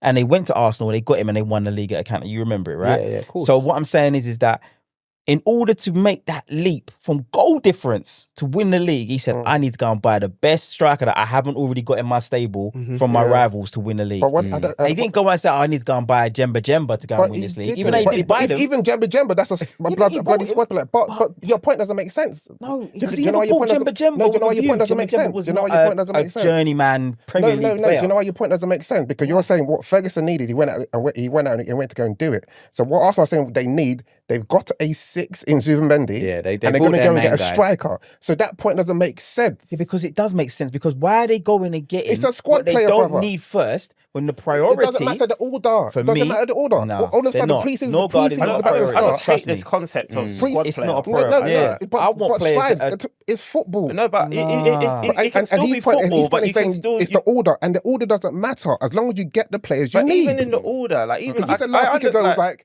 now optically, you're for the doing no for the this. optics. For the optics, I understand. You know what I'm saying? So it doesn't matter when it comes on. That's Hold on, funny. but Yeah, why I'm doing this is we know why I'm doing this. I've wanted a striker for 3 years, bro. But that's fine. Yeah, All so- I'm saying is so, like, within for a me, week, get me- you're get- doing this now because it's happening. No, but that's I don't care about last year, but let's just talk about this window. We hope it's happening. You know what strikers coming in, whether it's It's Jokerez, taken Sesko, 3 years it doesn't for it. matter. Yeah, It doesn't matter if it's exactly. taken 3 years. So You're talking about 6 this windows. season. Do you get what I'm Yeah. saying, bro? You're talking Like, about it's a this bit like, season bro, going like, It's into- glaringly obvious. It's too long. But it's irrelevant it's now too- because this is your season No, that you care it's about now. really You see, irrelevant. Mike, Anyway. you see when I was trying to give you the backdrop, it's not irrelevant, bro. No, Yeah, that's the Newcastle side of it. The reason I'm saying it's irrelevant because Strides, I've known you for years. I know your take about last year. Let's talk about moving forward. I've been on the podcast with you so many times. You said, "Oh, we need to striker 10 years ago." I think this is where me and Strives align a little bit in our views of Arsenal. And I know we're going to come to the transfer Yeah, segment. we will. But my problem Shame. with Arsenal is that I hate this concept of a squad player. Now, the best teams go out and buy the best players to get the job done. Was Gundogan a squad player last season?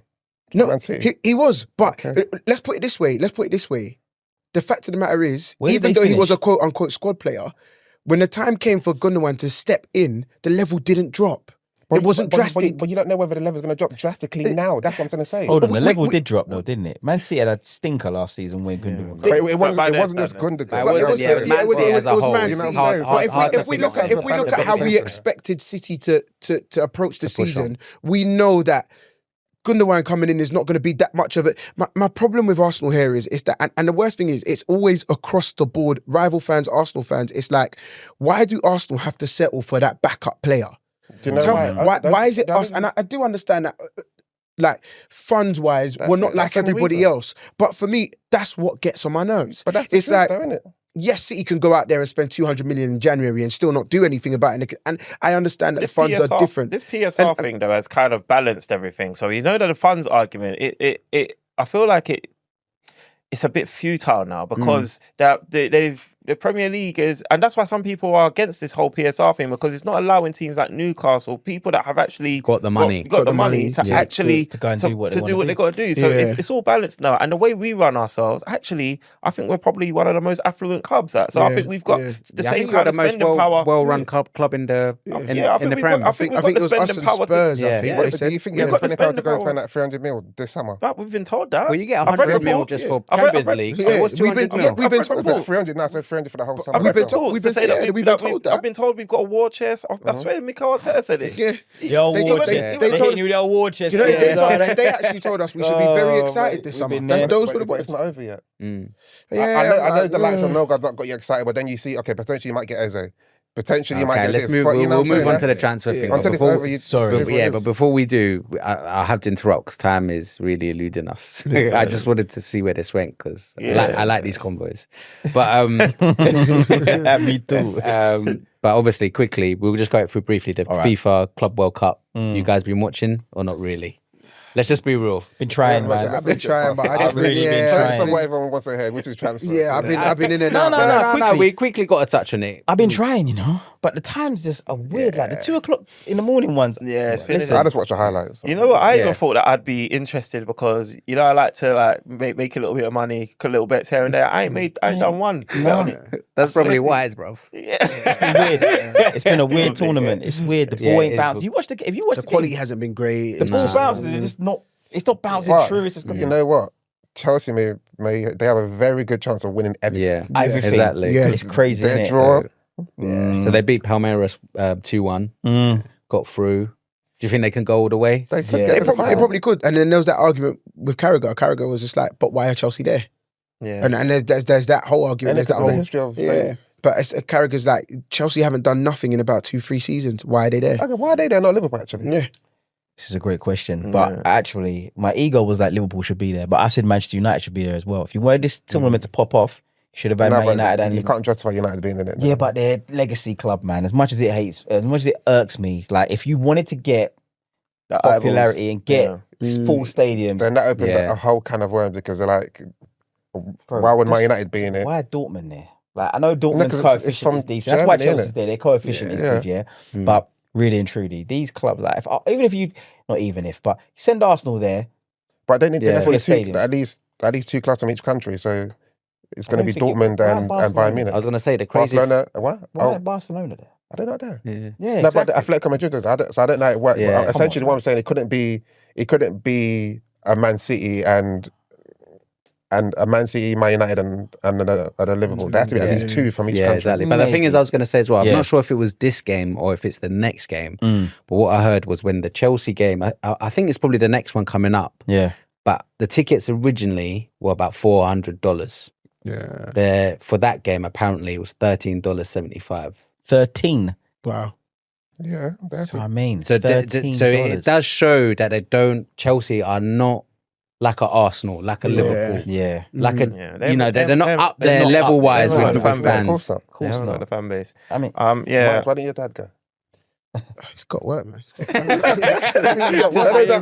family, you know what I mean? Yeah, man. Oh, do you think the tournament could work? Do you think it could work? I think it could. I think this is got like the the potential. foundation. I think with better teams, I think it'd get more coverage. It's hard for me as Arsenal's not in it. It's hard for me to get into it. Like I'm watching some of the games. I saw like the Musiala injury, and I'm just looking at now this tournament has kind of ruined these whole season. Yeah, exactly. I think it's a pointless tournament. Yeah, I think it's completely pointless. I think it's just it's like powers that be want to make more money. Understandably, I get it. You know what I mean? Always an opportunity to make money. Was Donnarumma a bit too hungry though? No, I just think it was unlucky. I just think it was unlucky. Yeah, just really unlucky because he didn't even like. Well, he kind of dive. But unless he came out fly kicking, like he was just being what a goalkeeper would do, innit? It's unlucky, but what a horrific but the thing, injury. I don't know. It depends. It depends how seriously they're taking it. He's taking the tournament seriously, obviously. Yeah, but so much money's on the line. There's money on the line. There's serious bread on the line. I mean, on another day, Donnarumma does that again. It doesn't happen. Yeah, that's true. That's my point. So I just think it's unlucky. And Mbappe's goal was hard. Yeah, I see the little. Did you see what he did on his post? No. He AI'd it with fans in the post.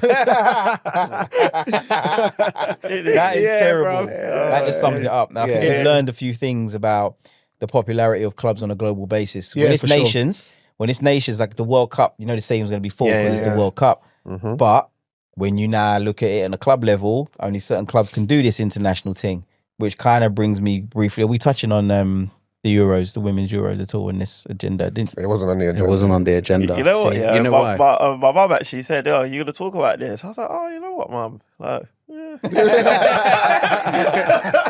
I watched the game. Yeah, I watched. What did I watch? I watched 2 games actually yesterday. But mate, I think you know what it is. I think it's just like keeping up with it because like obviously the Club World Cup when you don't keep up with it. And then you're watching highlights, and then and then the female one, I'm not. It's hard to keep tabs, and then obviously you're trying to focus. Even if the Club World Cup wasn't on, you was never going to watch it. Man. The levels aren't there. I'm sorry. I think if the times were all where it was kind of respectable, like there's some of them that you can watch, and I have tried to. I think it was on a prime because the World Club Cup. There's a couple 5. But the ones that they're 3 a.m. I think you're talking about back straight out of that conversation. What you back into the Club World Cup? Back in the Club World Cup. All right, didn't give it the respect. He just back straight out. Bro, I don't know anything about it. I can't lie. I tried, man. I tried too. Yeah, that says it all. Okay, obviously, Real Madrid won 3-2. Yep, they're through. Doing Real Madrid doing what Real Madrid do. Alonso. Then obviously PSG. That'll be a good game. Fluminense.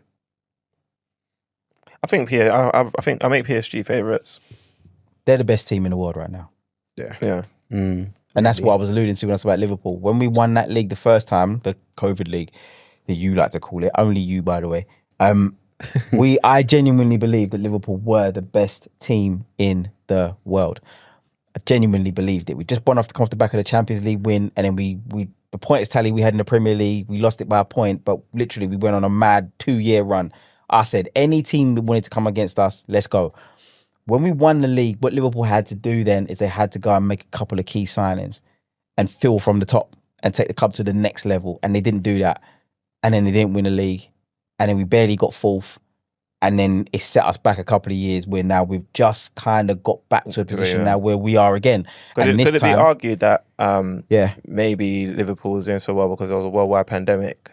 No, could not be argued because they had up until that point, up until the point where we actually got there, we had already won the league. They could have actually called it off. I don't want to be trouble. No, the answer is no. All right. No. It wasn't even a conversation for you to be worried about back then. So I don't even know where to Obviously, we'll move on from the Club World Cup because we've got a few other things. But obviously, whoever wins that, is it an extra bonus with the money in the kitty to go out and buy more? Yeah, 100 mil. 100%. Yeah. It's like 100. I think even when you look at if you get through the group stages already, I think Chelsea already paid for Rory Delap. Yeah. Is it Rory Delap? Yeah. I'm sorry. Liam. They got 34 million just from getting through the group stages. So it covers Delap's fee already. So They got Wanieri money now. yeah, we'll do it. Yeah. Sorry, Ranieri's not going. He ain't going nowhere. He's not going. And quickly, He would never go to Chelsea. He's not going nowhere. Well, you know what? You never say never. No, but he ain't going exactly. yeah, but I He ain't going don't full because stop. why would you go to if his issue was playing time? Yeah. The club you don't go to It's Chelsea. Yeah, well, I was going to segue into the transfer talk because obviously with Wanieri, he said that he just wants first team football. That's from what I think heard his today. agent's moving mad, bro. I think he got more minutes than he bargained for last season. But is he seeing his mates at Man United get? Yeah, come on. And the agent- truth is, the only way for him, the only way for him to get more game time is for him to downgrade. Exactly. Yeah, he could go to United, but he ain't going to do that. And any team he goes to in the top four, Liverpool, he ain't. The game time he's going to get is not guaranteed. So as an agent, you can't say if my player doesn't get game time. That's for a 17, 18-year-old. His agent's just doing his job because how old is he? 18 18 now. He's just 18. Yeah, Just turned 18. Miles Lewis Skelly's just had the contract extension, so he's seen his age mate, he's seen his boy, he's on P's, he's seen a big presentation for Miles Lewis Skelly. Miles Lewis Skelly's playing in a senior England team. But they came Miles up Lewis together. Skelly done his own presentation. You know, Huh? he done his own presentation. What do you mean? He presented to Arsenal Oh, as to really? why. Why he should? Yeah, he went in and sat down with Mikel. He said, "Look, yo, I love that. So obviously there's things, you know what it is? It's like, you know, like when we were growing up, especially like I'll say like especially us Nigerians or even just Africans, maybe even Caribbeans as well. My parents were kind of strict as well, innit? Yeah, so we were. yeah, to be fair, so I think maybe all of us ethnics here that grew up, the first generations in the diaspora, like our parents always say to you love to copy the bad things. You don't want to copy the good things that your friends are doing. You want to go and follow X, Y, and Z. So maybe like the agent, instead of you to go and copy MLS and do the good things here, you're looking at the outcome, and now you're saying, yeah, I need this, I need that. And in a way, I don't blame the agent because he's got a job to do. But ultimately, when you sit down and, it comes to negotiation, I do it in business all the time. Like I will say I was doing it today. I hope he doesn't tune into this podcast. Yeah, but I needed a tiler, and my tiler, he was giving me a particular day rate. And I said, yeah, that's cool, but I need it to be done in a particular amount of days. He wanted longer days because he wanted more P's. So I said, no, I need it in this days because I want to pay less P's. So I know what we're both doing because ultimately I know he's a hard worker and even if he takes this thing, he's only going to get that P's. So he wanted to guarantee more money. So I'm saying, look, mate, this is all I'm going to give you. Yeah. Regardless of time. Yeah. He's saying, well, no, this is all I want to take. Whatnot. So he's willing to walk away. I'm thinking, geez, man, like, okay, cool. Like, I was playing a hard ball. Do I let him go away and I'll go and get somebody else who probably isn't as good and I'm probably going to pay him extra because he's actually giving me a good rate. Yeah. In the end, I sat down with my thoughts. I said, okay, I'm fine, you're being mad. I went back to him. I said, look, I'll meet you in the middle. You know what I mean? And essentially, that's what the agent's doing. He's moving mad, whatnot. And then eventually he's going to sit down and he's going to realise Arsenal is Ranieri's, in my opinion, his best bet at the moment. What I will say in the agent's defence is Mikel Arteta can be a little bit unpredictable.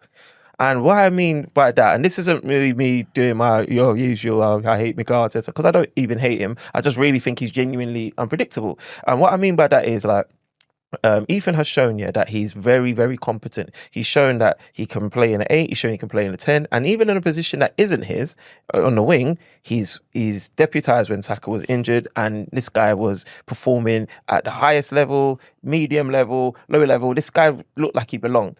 And then, all of a sudden, for the last 13 games, he got about 220 minutes or 225 minutes or something like that over the last 13 games. But overall, I think I read some of that. In terms of his age, he played the most minutes in whole of Europe. But then this is what I mean. It was circumstantial. Yeah. So because if Saka wasn't injured, that wouldn't have happened. Because the moment he came back, I still felt like he had proven himself that I can be a bit more useful to you. And what Mikel Arteta didn't do was use him. So he's now probably thinking, is this a sign of things to come? So there might be a legitimate cause for concern. Do you know what it is, though, Stripes? I think with the way ball is now, fans and even players are looking at the likes of Yamal. We're looking at the likes of other players that are his age and wanting to play unprecedented amount of football for their age. Now, even when you look at the likes of Foden, when he was coming through, everyone was clamoring for him to come through. Foden needs to come through. Foden needs to come through. But when Pep actually finally done it, it made sense. I think the problem with Ethan, and what we found with Arsenal and what we found with Ethan is the fact that even when you look at the amount of minutes he got last year, towards the tail end of when Saka and the likes were coming back, Ethan tailed off quite a bit because he couldn't manage his minutes. He couldn't manage what he was playing. He couldn't manage the amount of minutes he was playing, the strain he was under. He couldn't cope. The step up. He got injured. Yeah, and that for me, and obviously being a physio, having worked in the game, he couldn't handle what was on his plate. Yeah, he couldn't handle it. His body just couldn't handle it. He's still a child. Exactly, and he needed that time. And I think he's looking at it thinking, well, yeah, I need those minutes, but do you really? And it's the thing. I feel like give yourself some time to develop. You just turned 18. Your body's still going through some changes. Kai Havertz was an amazing baller at Leverkusen. Had a crazy growth spurt, 6'3" now, however tall he is, and his game changed. Your body's going through differences. Cool down a little bit. Like, this is what I mean. The agent's going to have that moment, or his team, they're going to have that moment when you see how you just rationalise it. They're going to have that moment, and they're going to be like, yo, you know what? We're even going to come back still. You know what? Let me just... Well, Arsenal, what you saying? All right, cool. We're good. And then, because really, where are you going to go? Chelsea? Yeah. And I think ultimately, he's letting his agent do what he needs to do. I think when it comes down to it, if his agent says, you have to leave, he's going to be like, nah. No. Yeah, he's going to say no. Plus, you guys have plenty of competitions, like to... No, I'm not saying he has to play every minute, but you can slowly bring him in here 100%. And there. He can come on. But there's rumours that Odegaard's just had a surgery, so he might... I don't know how true that is, but there's rumours that he's had a surgery. So if he's recently, but I'd say he's in that he had an off-season surgery. I don't know how true it is, but we're just seeing it on socials. Yeah, he needed it. He wasn't right. No, I'm not even dissing. He just wasn't right. He just clocked what he said. He wasn't right. He wasn't. So, but you just made me laugh at the way you just jumped in with that. But yeah, maybe he did need it. You know what? Why can't we just be honest, like about this whole thing? So it wasn't quite right. But like, it wasn't right from the ankle injury. He wasn't right. Like, he just come back and I think. He wasn't right. And again, like, I don't even want to go there, but because I know you're trying to get to transfers and whatnot. But for me, I'm like, you got a young starlet who can do that job, And I didn't really recognise I didn't watch Arsenal in the same way. I don't watch him through the same lens. So your perception that you telling me or informing me that he tailed off as well as not getting the minutes, I didn't really clock, but that's because all I'm hearing is the clamour of, this guy's a baller. And he's a high generational talent from this man over here. He is, though. So then he's getting compared to Lamar and all. I'm like, okay, this isn't fair. Yeah. But then I look at the Arsenal midfield now as they're developing it, and I'm saying, okay, brought in Nigard. You're bringing in Mendy. You've already got Odegaard. You've got Marino in there. You got Rice in there. You got Kai Havertz. That for me, when you get your number 9, you're not just going to have him sitting on the bench. I don't think Yeah. Kai Havertz is going to be sat there. No he could options. conceivably drop into midfield. So you've got header every options team in should there. have So he two might- options in each so he- position. And So he might be thinking to himself, When am I going to get in? where do when I you're get 18, in? like as Mike 18? said about Foden, like Yeah, but how look many at Cole Foden- Palmer. No, but Cole Palmer said, bun this. I'm not waiting around. I'm out. But before Cole Palmer does Phil Foden, so let him be the Phil Foden of Arsenal, because when Man City had Mahrez, KDB, all these guys, you still had Phil Foden. Phil Foden, what now? 24, 25? Yeah. Take your time. I think McAtee's making the same. He's making the same mistake. But as if you're well. if Chill. you're if you're Arsenal, let's just put it into perspective. If you're Arsenal right now, is his best thing to go out on loan?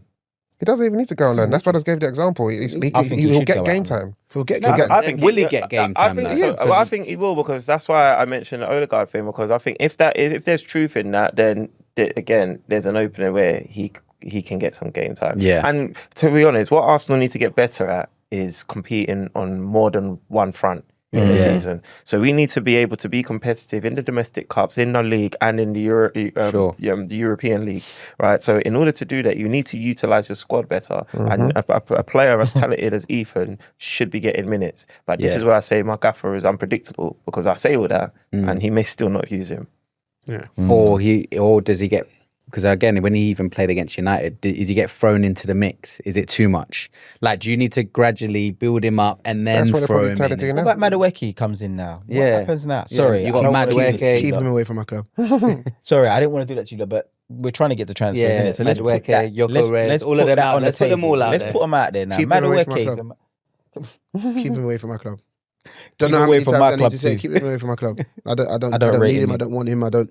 Yeah, How do you go from being linked to Eze to then? But you can still. Apparently it's separate But to it's- Eze. it's separate. I know, But I know, My I problem, know. my I'm pulling your problem leg. is, and this is where I'm with Strives. Yeah, Strives will say in our group chat that he doesn't think Arsenal are an ambitious club, and I can see how he comes to that conclusion sometimes. Now, yes, we've needed a backup for Saka for a long period of time. We can see by the time we get to about March, April, Saka tails off because he's played too many games, in line to pick up an injury. He's just not as sharp. You see it. We need a backup. Right.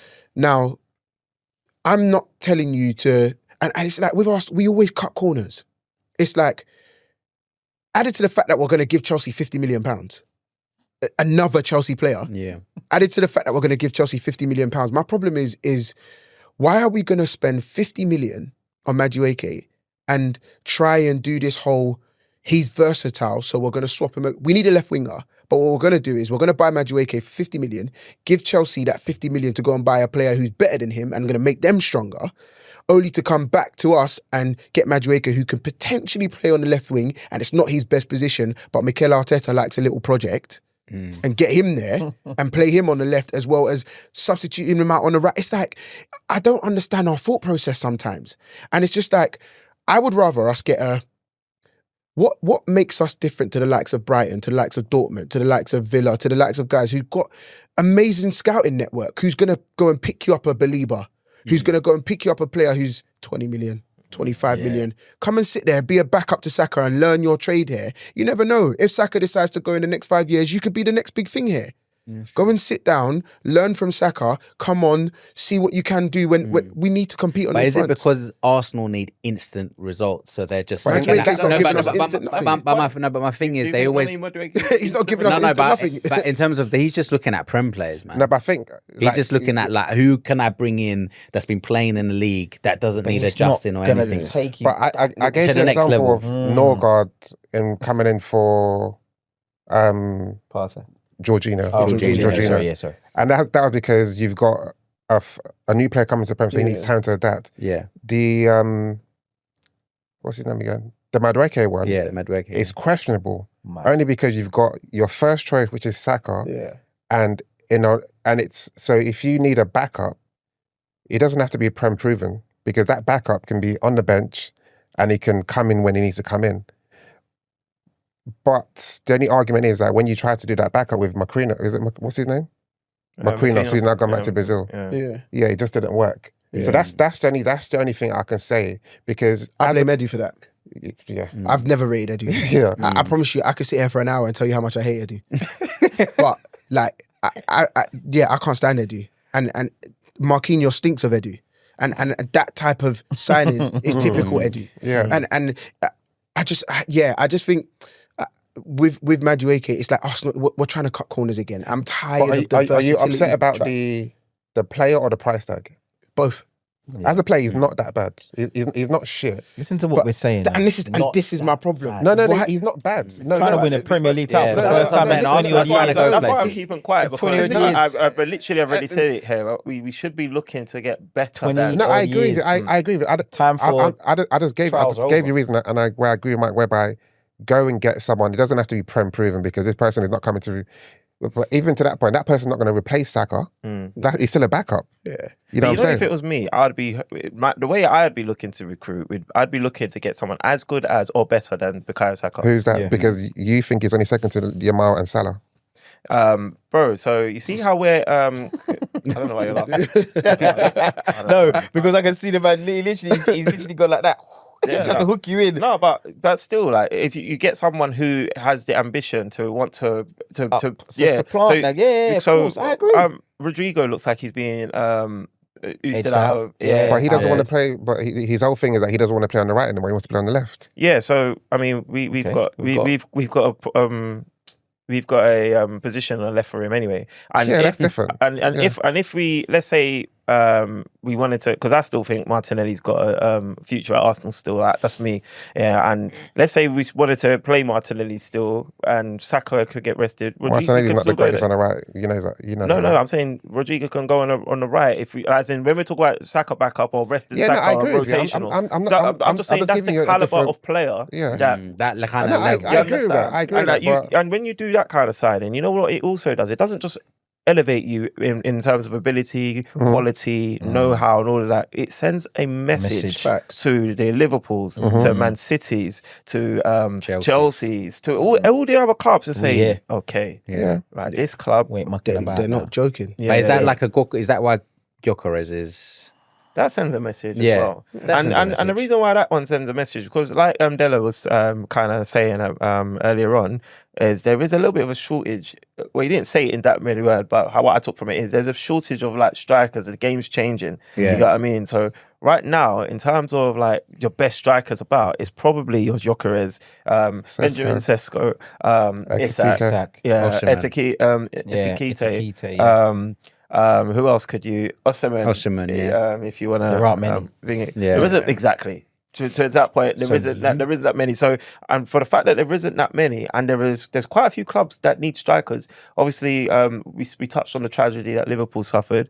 Because of that tragedy, that now puts Liverpool in a position where Liverpool aren't going to just try to replace Núñez unless they decide to keep him. Now they're going to need two. Yeah, with Liverpool's the Premier League champions and they're in the Champions League. So that's a little bit of leverage that we've lost. Manchester United, your club, as much as you guys are, in the doldrums at the moment, you guys are still a big club. You're still a legacy club and you overpay players. You're always going to be an attractive prospect to somebody that's trying to feed the family. We need to overplay at the true. moment. Yeah. And then you've got Tottenham who... They're trying it. They're trash, but they can offer the same things Arsenal can offer. They're in the Premier League and the Champions I League. think Mohamed Kudus wants to go there, doesn't he? Yeah. And then you've got Chelsea. You know what I'm saying? So what I'm trying to say is there's a lot of clubs in that need strikers and they can offer similar to Arsenal, whatnot, but the striker market isn't that big. However, if Arsenal now come in and get a Gyökeres, it says to all those clubs that are looking, you got the most informed striker. Again, it sends a message. So it's not just about ability. Sometimes it's about the messages, which is why I take extreme and severe umbrage when I get And you can when I get build linked to that Madueke. towards your... It send the And message Lingard. it doesn't just send the message to the likes of the other clubs you mentioned. It sends the message to your fan base. It sends the message to the club. It sends the Potential message other to the players. dressing room. It sends the message to other players. Yeah. It says, hold on, Arsenal ain't there for games. Yeah. Arsenal actually are going to go and want to go and win this thing now. They're being serious. 100%. And when you're a player and that's what you want. you're on a holiday with your babes and your children and whatnot, and then you're the group chat or whatever, however the messaging communicates coming. Oh, we're getting it. They're like, you know what? Hey, babes. Yeah, We're going water park. No, I go water park. I'm training still. Yeah, I'm training because I need to keep my place. Yeah, for And that's sure. what I said with Liverpool. Like, I remember I said about Isak, I was saying, look, I think it's a long shot because it depends, right? But this is all about it. Doug was talking, big up Doug, talking about, maybe Arsenal are waiting for something before doing something. Yeah. And I'm like, nah, because see Liverpool are like, okay, we're in a different position where we can wait a little bit. Yeah. But I'm telling you now, if we signed a number 9 that was of the caliber of the players you mentioned, It'd be crazy. you can't talk to me. Yeah, I told you, for my real. group chat, I'm leaving because I will be. I'm leaving. No, because I'll leave because I know what you're going to have to deal with. Because the message that it sends to you lot, that the Premier League champions said, actually, we ain't got enough. We need to, we even buying first, yeah? I was like, even the message hit me and I was like, raw. We're actually going to go and buy this guy. And it's not even that whether you think he's the best player in the world or we think he's the best young player in the world or whatever you think. You're sending a message that says, Liverpool ain't playing games next season. They actually want to be. So that now makes Arsenal go, all right, we have to go and get Mendy. That makes whichever 3 clubs you support decide that you got to go and buy 50 players. And that makes Man United go, oh, we need to make sure that we get. We're on like, even though Kelvin it doesn't, Lewin level at the moment, bro. But it makes. We're not Let's talk about that. How do you feel about this latest apparently development? sold us down as well. Oh, you're lying. I didn't want to move on to Man United, bro. No, you're lying. What, a free transfer? So no. Apparently doesn't want to come. Leave it. No, Charles, I that's think he might want to go impossible. abroad. I'm not sure. That's but, But he's impossible. linked to We never know. Newcastle as well, though, isn't he? Yeah. But that Wilson's out there. Man United are they can't even get Mbeumo over the line, so it's embarrassing at the moment. So it's And Mbeumo's a good player, though. no, I Mbeumo's a want good him player. there. And as Man United, you need to come to a point now where it's like, guys, let's just get this guy over the line. We've done ourselves dirty by telling 5 players not to come back. So we've already devalued them. Facts. Yep. If I'm Facts. Wilcox, bro, Facts. I'm going, what Why on have you done earth are you doing? Amarin, just bring them back in, put them in, I don't know, Make where, them do- like, put make them in do separate. pre-season, man. Yeah, That's like, crazy. it's crazy because, like, you're not going to get money for them Nasty now. work. So you're probably going to get maybe 30, 40 million for Well, Jeezy thinks Garnacho. otherwise, isn't it? Who does? It's difficult. Marley Marr. Mad Marley Marr. Yeah. It's gonna be He's crazy. having a run at the moment. Yeah, He's having a run of. They've something like ejected. that. They've given Cunha Rashford's number as well now, innit? Yeah. They told him number and his 10. agent. Told him Oh, number that's- 10. It's a bit of a nasty touch. That's nasty. No, Yeah. that's No, nasty. but I don't think That's it was nasty. nasty because I think they told him. They told him before they were going to do it. Wow. It doesn't matter, man. Even Some so, kind, that's a innit? bit, That's yeah, some- man. This is Marcus Rashford. Like, Academy. You know what I mean? Bro, the best manager that we ever had was Sir Alex Ferguson. He told you, Stam, you're out. Beckham, you're out. Like, you're gone. Like, we But the need difference to... is that was Ferguson, bro. Yeah, but I know, but we need to clean the slate and we need players that want to play for us. These players, we know that don't really want to play for Amarim's us. gone by November. Do you think? Absolutely. Yo, I've been on here talking about Amarim. I think he's at gone by length. November, and I don't think he's got stat. And he hasn't got the XP to do that. If I'm Yeah, Rashford that's what I'm and saying. you're telling me, bro, my number 10's gone, and you're doing all of this, I'd be looking at my bro. Who's this guy? Who's this Donny? Who are you, bro? Like, Yeah. he hasn't got the stat to do what he's doing right now, and I think that's why it's like, yeah. But the thing is, Ten Hag gave Rashford a lot of time.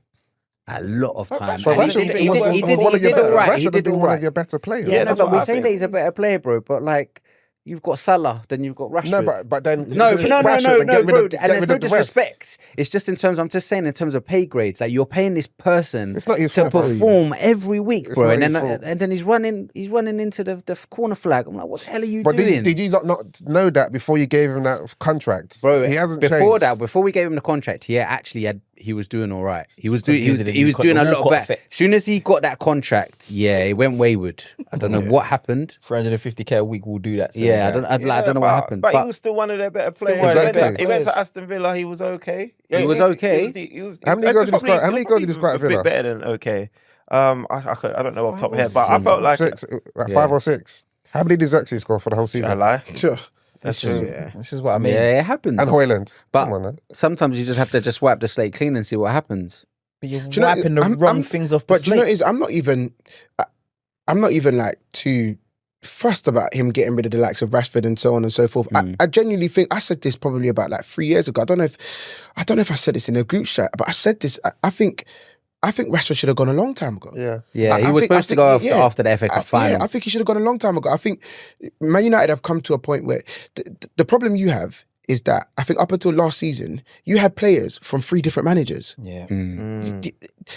Your rebuild is taking too long. Yeah, for sure. And it just needs to happen, and it needs to happen fast. And the problem is that, yes, because the quicker you get it done, now we can say, okay, now United are going to have the next 3 years, 3 years to just be like, okay, now we're set. We'll add additions along the way, but now this is the project. The problem is you're still trying to get rid of a Johnny Evans. You're still trying to, now he's obviously gone. They gave him a new role or something. He's a like coach this. now or something. Loans. It's like whatever. there's too much. It's like you're hanging on. It's too sentimental. It's like get rid of these guys. Like Hoyland should have never been bought. Xerxes should have. It's like these are not players that I affiliate with United. Xerxes will come good, man. Isn't it beautiful? Isn't it marvelous? All I'm saying is about probably about 20, 25 years ago. Used to pray for times like this. But you know what? For Liverpool, I get. But I might sound crazy, but as much as it's banter, my best days of being an Arsenal fan were United rivalries. That's because you associate with league titles. But do you know what I'm saying? It's like seeing you, like now I can't like United lose a game. I was like, oh, again. It's like okay, cool. Like, I still enjoy it. Like the same. Like the same. Every time I think, I've had enough of that now, and it happens again, I'm like, it's like it's just a new hit. It's just a new hit. I'm with you as well. I love it. I hate that team. I just don't care. What are you saying in terms of Liverpool anyway? Signing wise, is that it, or you hope not. Are they just I really like hope scouting to see I really hope not. the man. plugs that they need to fill at the moment? I really hope not, because like I said, I've said it several times, I've alluded to it several times. I'm not fully satisfied. And there are a lot of Liverpool fans that are like, yo, like they wanna be welcomed back into the FSG fold. They're like, oh, we forgive them now, and it's all. I'm like, yo, listen, there's been at least 5 years of torment and bad times. You know, like when Eddie Murphy says in Eddie Murphy Raw, and he's like, yo, if you don't give someone a cracker like for 2 years and you give them a cracker, they're gonna think it's the best cracker in the world. We've had one window where we've acted like what I would say is a big club, showing big club ambition with what we're doing in the transfer market, necessitated by a need of not replacing players in the squad for several seasons. We've got a new left back, but my gosh, Robertson's been running to the ground. Did you see what Saka did to him at the Emirates, bro? 3 years ago, Coco's will respectfully, like, listen, Saka, as good as he is, 3 years ago, Saka's not going to be able to do that to Robbo because he was quick enough. He's burned out. Trent, okay, we've had him for 20 years. We literally had Trent for his whole life at the club, so we had to replace him with a right back. Okay, we've gone out and done good business with Frimpong. I'm not knocking the business. And we've got Wirtz. I'm like, wow, like, you know me, I'm still in shock that we even spent that kind of money. But the job's not done. There's still a centre back. We've still got Kanate saying, "Oh, I'm learning Spanish." Tasty. Like, I'm learning Spanish. Like, we got centre back. We still need a centre But you'll back. get Gahey then, right? Maybe, but I don't think it's a maybe. I don't think that's a maybe. I think that might happen. Yeah, I think Listen, it will that might happen. If it happens or it doesn't happen, it still doesn't mean all is forgiven. Where the way that my club is being built is cool. Yeah, we won the Premier League, cool. But I still think if Liverpool want to kick on, because I don't think about, we won the Premier League, so now it's all good, everything's all rosy. I'm thinking, hold on, PSG embarrassed us over 2 legs. We weren't at the level, and then we lost to Newcastle in Carabao Cup the same week. We weren't strong enough. That's what I think, and that's why I understand where he comes from over there. And because I'm like, winning the league, okay, yay. Your manager was winning leagues back to back, second, go back to back. Are they not doing what you want them to be doing? Pep, 4 in a row. Yeah, that's dropped crazy. one. Treble. Are they not doing what you want them to be doing now? So No, because yes. Let me, But for the first time but at in some their point, tenure. So, okay, cool. maybe they learn from the mistakes. Listen, man.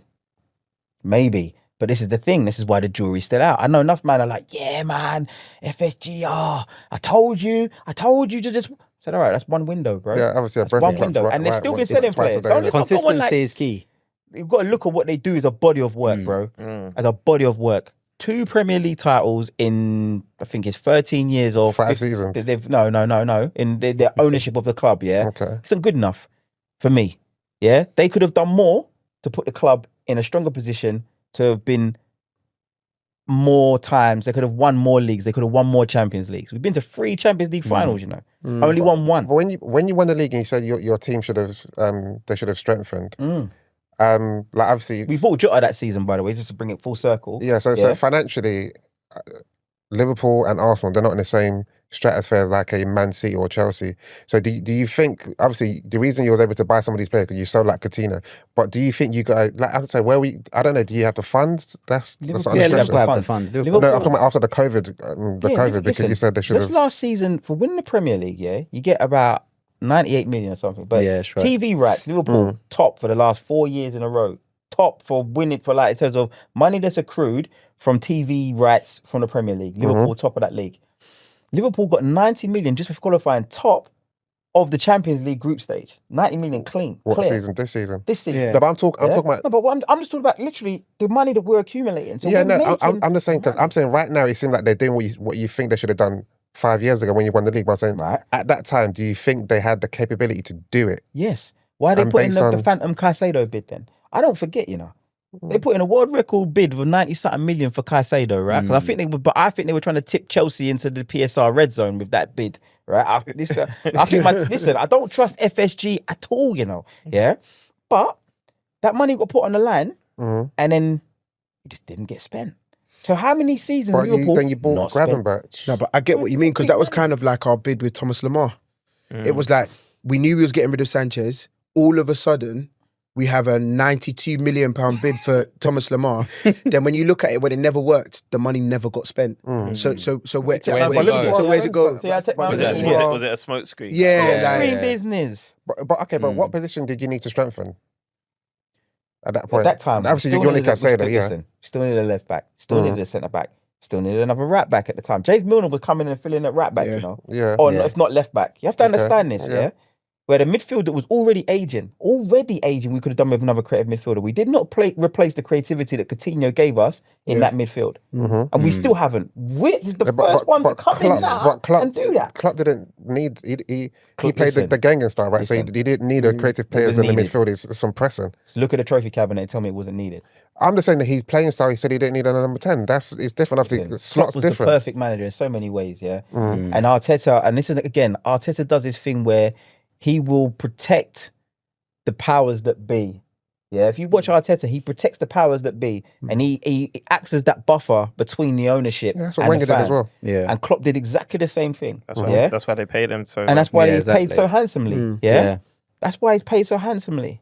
And I can tell you that's why they were so grateful that he gave them so much time to find his replacement.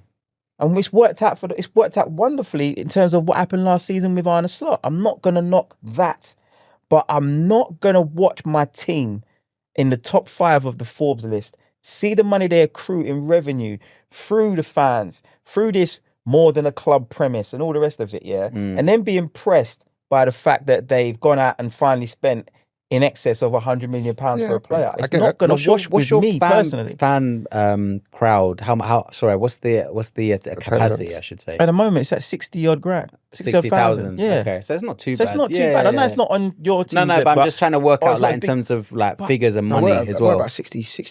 Yeah. 62, yeah. So but what I mean is that even with all of that, Liverpool could have done. FSG should have signed a high caliber of player. Yeah. But you say that, but you got how much was Nunes, bro? 75 or Yeah. Why are you going paid to a bring lot. Nunes? No, into because this? like, Why sometimes are you going to like, upset me, man? like you Oh, money's yeah, being 'cause- spent. Yeah, Yeah. because Maybe to not the your right point, way, if, but- if you guys, it might have been reckless use of funds, but you are spending the money. So someone transfer records could have argue broken? that FSG thought they tried to identify some of the issues that you might have Haaland identified. was out there at the same time. But was Yeah. Haaland And they coming to denied Liverpool? Haaland. They Yeah, didn't exactly. even. They tried to make out. Oh no. Sometimes Haaland you was just never know. in our Haaland bracket. was like, yeah, I'm going Man City. Sometimes you don't. Yeah, But nah. but Nah. the thing that They didn't confuses do me, enough. like you guys have broken a transfer record. How many times you bought a goalkeeper transfer record, or I don't know, defender? Van Dijk. Van Dijk. Obviously Nunes wasn't transfer record, but it's still pretty high. Then you said you bought Jota. Jota was like what 50? Yeah, I 30. think No, it weren't that much, but yeah, go No, he on. wasn't 30. It was more than 30. All right, call it 50. I Yeah, don't mind. but Call it essentially, I'm saying they are spending. Nah. To get to the level that you want to get to, where you're But dominant. is it not to do with Yeah. Look, in the same PSR time, rules as well? Or in the not? same in the same time where you're talking about what we spent, 45 look at mil what they Jota. spent. Yeah, but Man United are Man United, bro. No. In the same time, And look look at where what they are. Arsenal spent.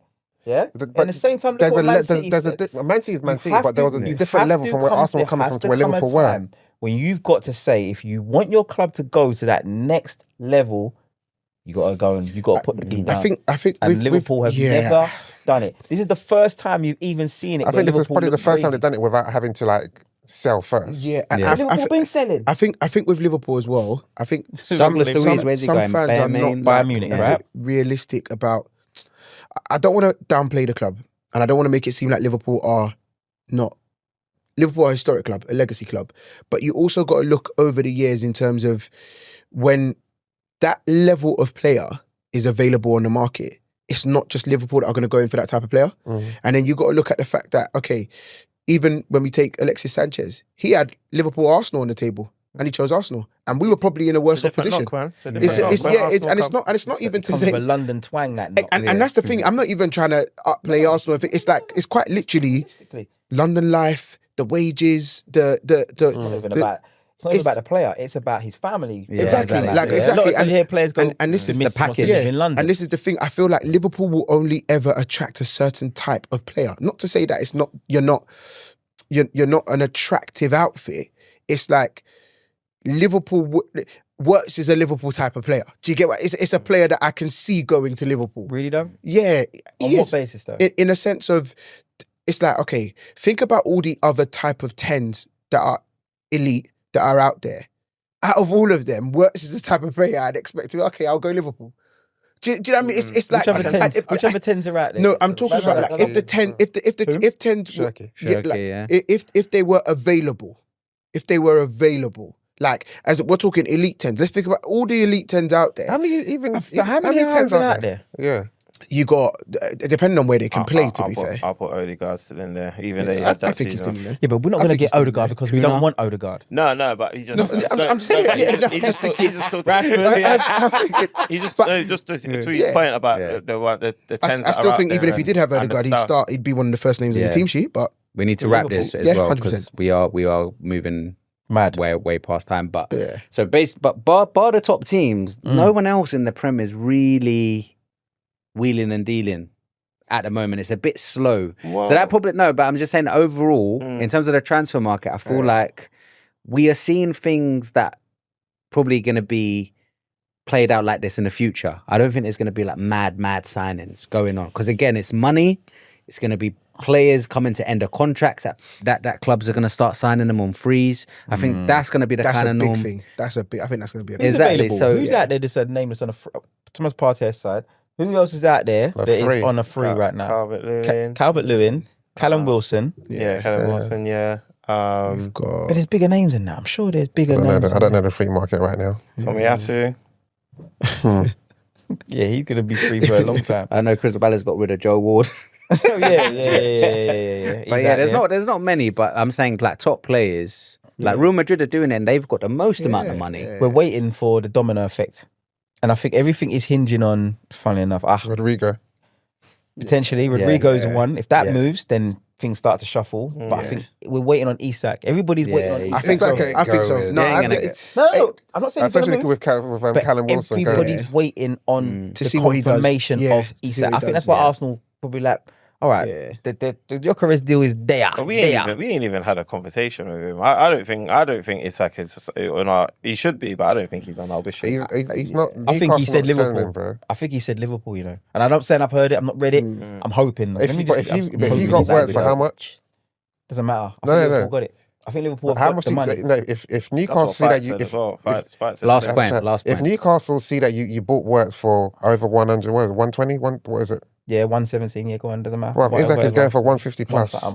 150 plus. Nah, I don't think so. Of course he he has is, 2 bro. years left on his contract. Doesn't matter. How much do you think? And he's the only striker. And the thing is, nothing less than 120. Listen, 120. I think Liverpool will still go for him. But it won't be 120. That's what I'm saying. I don't think it'll be 120. I think Newcastle will deal with if you gave them a flat base fee of about 120 with achievable add-ons, some hard add-ons, maybe about 135. I think they'll deal. I think they'll deal. But But I don't think Liverpool spend that after spending that on works. Yeah, and Newcastle are not selling. Yeah. He's the prize asset. Newcastle have to be competitive as well. Exactly. Yeah. But we're forgetting that. But it depends on whether he says, I want out. If he says I want that'll out, be price. then that's different. if he says, but this is all I'm saying. It depends on if he turns around because they want to negotiate a new deal. Apparently, he said he don't like the money they've offered him. He wants more. Yeah, he's looking around his counterparts. He's saying I'm a 300 grand player. Fair in the market. Yeah, the whole price is crazy. But if Liverpool say, yeah, we're going to pay you that, bro. He goes, I'm going to go Liverpool. Newcastle have got a decision to make because now they're losing that player. They're losing him. Yeah, they are losing him. So they're like, if I was them, do the deal. All right, do the deal. Juntao, pay the money. Yeah, but like I'm saying, Liverpool. I think Liverpool will go and do it, and then you forget Liverpool ain't playing. They ain't spending the game for another 10 years. Remember, Diaz is on the table. But would you be okay with that if they won the league and they didn't strengthen their team? Listen, like I said, if we signed Isak, you won't even hear from me again. You won't even see me on the show because I have to go to every. But you signed what, Kirkhead so far? Kirkhead, Frimpong, and Wirtz. That's a decent window. And the goalkeeper is He's signing from last year. Yeah, signing from last season. Yeah. Keller has gone out. Great bit of business there, getting rid of my man as well, Quanser as well. Good luck to both of them, by the way. Harvey Elliott might be good. Harvey Elliott. That means now you on need the two table. defenders potentially. Yeah, Harvey Elliott's on the table now. Yeah. Someone's going to come in for him. Probably be a buyback clause in that as well. Yeah. Diaz is going to Bayern Munich Munich, potentially, yeah. or he's going Saudi, and Nunez is potentially either going Napoli, Saudi, or he's going somewhere. And So Konate may leave. Konate, but he's on a free, so Yeah, forget that, right? So what I'm saying is that Liverpool are probably going to yield in another 150 to 200 mil from themselves. So then there's the money for Isak right there. But you still need to Spread it out. Supplement the team. That you're losing a lot of I think players they're there. going to go for it. I think they're just going to go for it. I don't know why. And just play with a smaller squad. And just play with a smaller squad. Well, we made that mistake last season. You know how that ended for us. Yeah, but the quality of that squad that we'd go into But is he's still going to be injured, better though. than the one that you went into. It doesn't Try matter. this time It's next still- week, Gokaris could be there, bro. Yeah, That's what I'm and saying. The Arsenal, like, they could sign him, then move on to someone else. Eze, if you get Eze and you Do you know what I mean? Do you know? And Eze and Yokeres. domino effect. Your talk gonna be different. Eze and Madueke, you still feeling? No, I'm not having that. No. Even with Eze. I don't don't want want Madueke at my No, club. you But don't. if that's to say, yeah. No, do you know what it is? These are the conditions. If we- we'll wrap it up after a this. little bit Yeah, more. if you get me Eze, Gyökeres, and Rodrigo, No, that's not happening. and then you want to add a Madueke with a couple of sales afterwards, do what you like with him. I don't care. Yeah, I'm- Yeah, I yeah, don't I heard that, care. but Yeah, let's say- I don't but- care. I don't think- That's the not realistic, though, is yeah, it? without the Rodrigo, I would. I was still Yeah, annoyed, but yeah. I can hear it a little bit more because I'm like, you know what, Madueke, I'm not probably seeing you that much anyway. So yeah, so I can maybe hear it. But Rodrigo. yeah, I'm with Mike's there still. Rodrigo Gyökeres. Transfer talk is Sorry. officially finished. Yeah. I let it go for a bit. This has been a long pod, but I Sorry. think it's worth it. I know London Athletic wanted to get that off his chest as well. I hate FSG. Yeah. You got a lot more to do before you got me on side. I tell you that now. Spend the money. Obviously, before we sign out, back pages, but surely it's right. It's only going to one guy, right? Yes. Is that? Sure. Diogo. And his brother. Yeah. And Andre. Oh, okay. Have you got another back page that you No, wanna talk because about? obviously shining a light on doing. I didn't know. You may. Like, don't Yeah, worry. you it's can fine. shine a You light. can I shine a just- light. Yeah, yeah. It was he's just gone- that's like a Yeah. Yeah. That's yeah. respect. everyone's I top respect back, it. back, Yeah, yeah. back page. Yeah, of course. I mean, I didn't actually have a back page. I think I'm going to give my back pages, if the reports are true, Yeah. I'm giving my back pages to Gyökeres for doing everything he's doing to try and force a move to Arsenal. Mm. Was he trying to do like I'm take a hearing 2 him. million I'll take cut? it. or I'm something? I'm hearing- hearing, 2 million. yeah, I'm hearing, he's put 2 wheels of his own money in towards it. Not towards it. Real. He just won't accept it from Sporting. He's not accepted. Yeah. So he's basically sacrificed 2 mil. Apparently, he's dumped his bird. Where?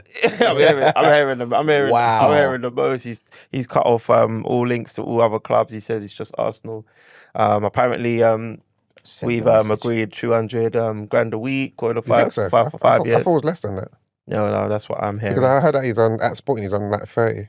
Jesus. Is he? Yeah. Yeah, because I've heard that as well. I've heard, well, So I think they're going to. I thought That's they a offered him like 120, 150. because I heard that apparently someone said that he's getting less than what Sesko's getting now at Leipzig, but I think that might have been a hate tweet. Yeah. It's the world we live in. Yeah. Because it's Germany. I don't think they pay that much in Germany. Yeah, well, I know. Maybe I that's was watching. 70. I was watching Alex Crook on Talksport, and he was. forget Yeah, that he guy. was all saying that it was 200k That over guy, 5 years.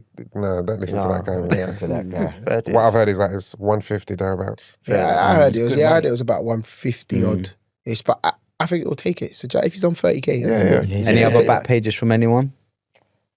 Not really. Not really. Like, this week has just been overshadowed, rightly so, by obviously what happened.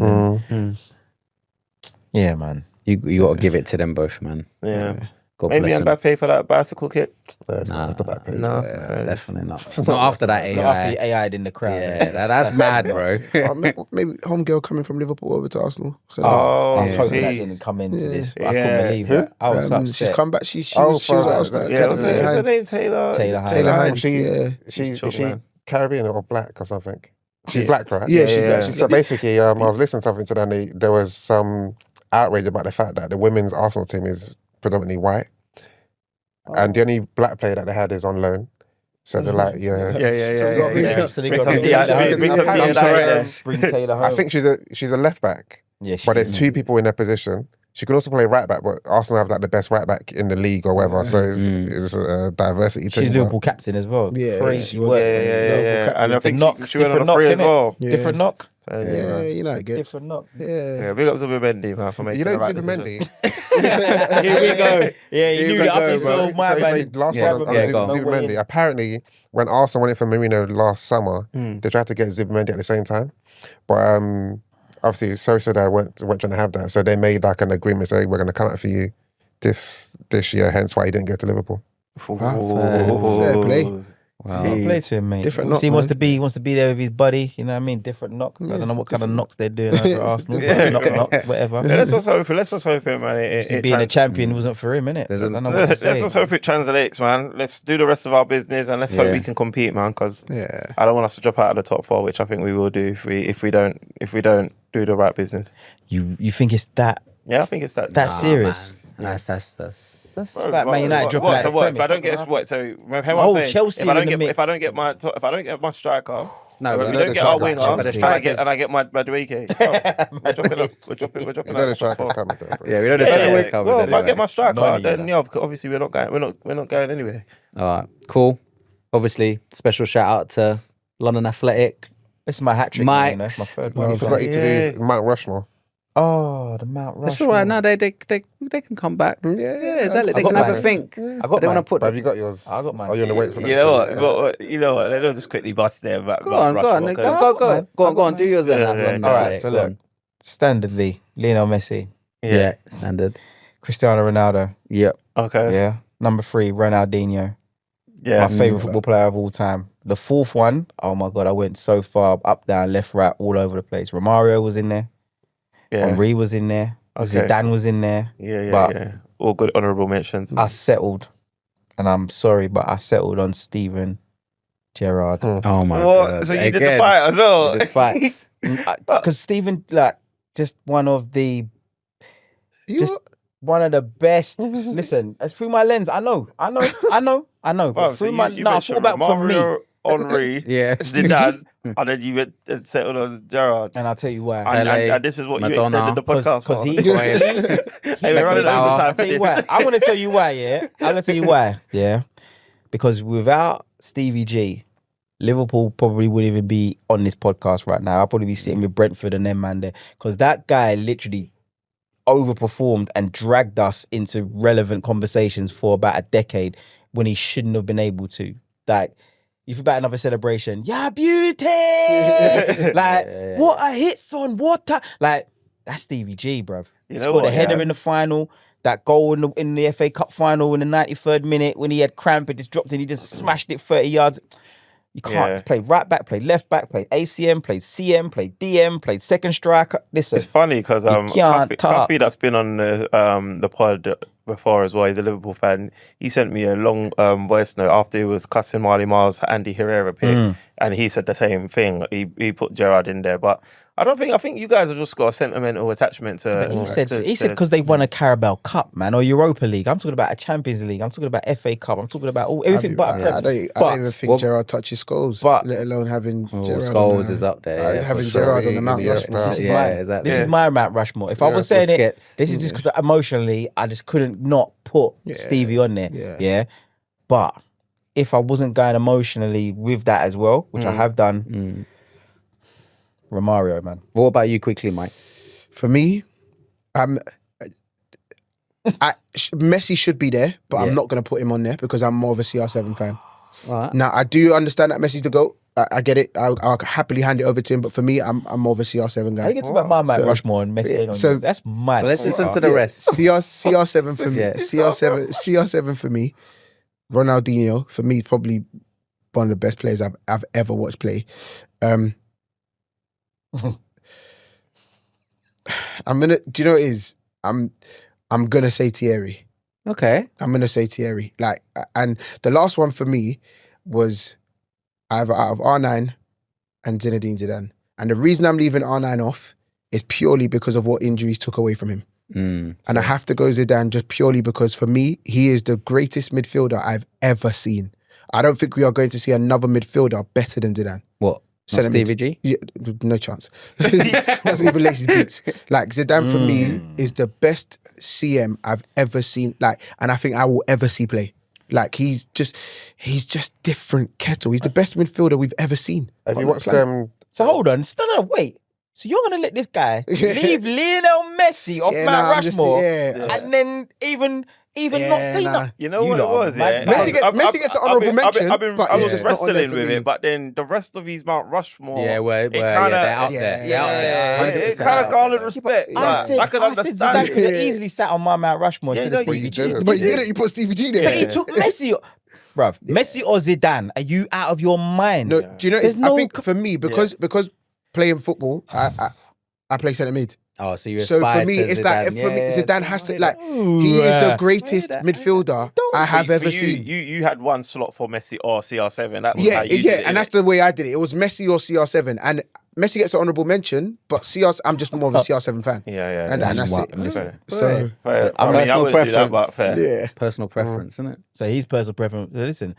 So his personal preference. You lot can deal with that. But I can deal with yours as well, but I just noticed there's a trend. Like it's Yeah, but Henry's on yours, right? Henry's on your Mount Rushmore. There's a trend there. He put on real in his. There's a trend there. I ended up swapping him out. I thought you're right. Oh, wow. Look at that. There's a trend there as well. See what I mean? Yeah, so whatever's close to home, really. So it's one from your heart and the rest are from your... do you know what? And Zidane was on that list. You know, Zidane was on there and I was like, I can't leave you. Because I just thought about what Stevie had done for me, like, kept me in the conversation. Fair enough. So I'm not going to wrap up on that Zidane one. I don't know if you guys ever watched. There was a DVD. I think it was called the 21st Century Portrait. I think, and it just basically follows Zidane on the pitch. Was that on Netflix? It might have been on Netflix, but I watched it on that before Netflix ever came out. I think it's called 21st Century Portrait. I don't remember the name. What something like a documentary type thing on Zidane. They just literally just followed him in one. So if anyone's watching this, we wanna see your Mount Rushmores in the comments as well. Because I wanna see it. Because imagine how many people have 4 different players as well. Yeah. I think that obviously the bait ones like a Messi, a Ronaldo are gonna be there. But Henry was good. I could have had him in mind, to be fair. Exactly. R9's tough to leave him out. I we still got so many more like to clip up. We've still got more because yours ain't gone up there. Mine ain't gone up there. Della's ain't gone up there. So we still got more to get out there. So we'll see what the people think, innit? Brilliant. Obviously, this has been the behind the scenes of podcast. No, I'm joking. Because we really have extended time over. But I hope you've enjoyed it. London Athletic. Mike, big up. Love. Thank you. I appreciate you. It's been brilliant just sitting back and just listening to Mike's just take the flight. Mike's, I'm taking a holiday, man. I was thinking I don't need to be here, man.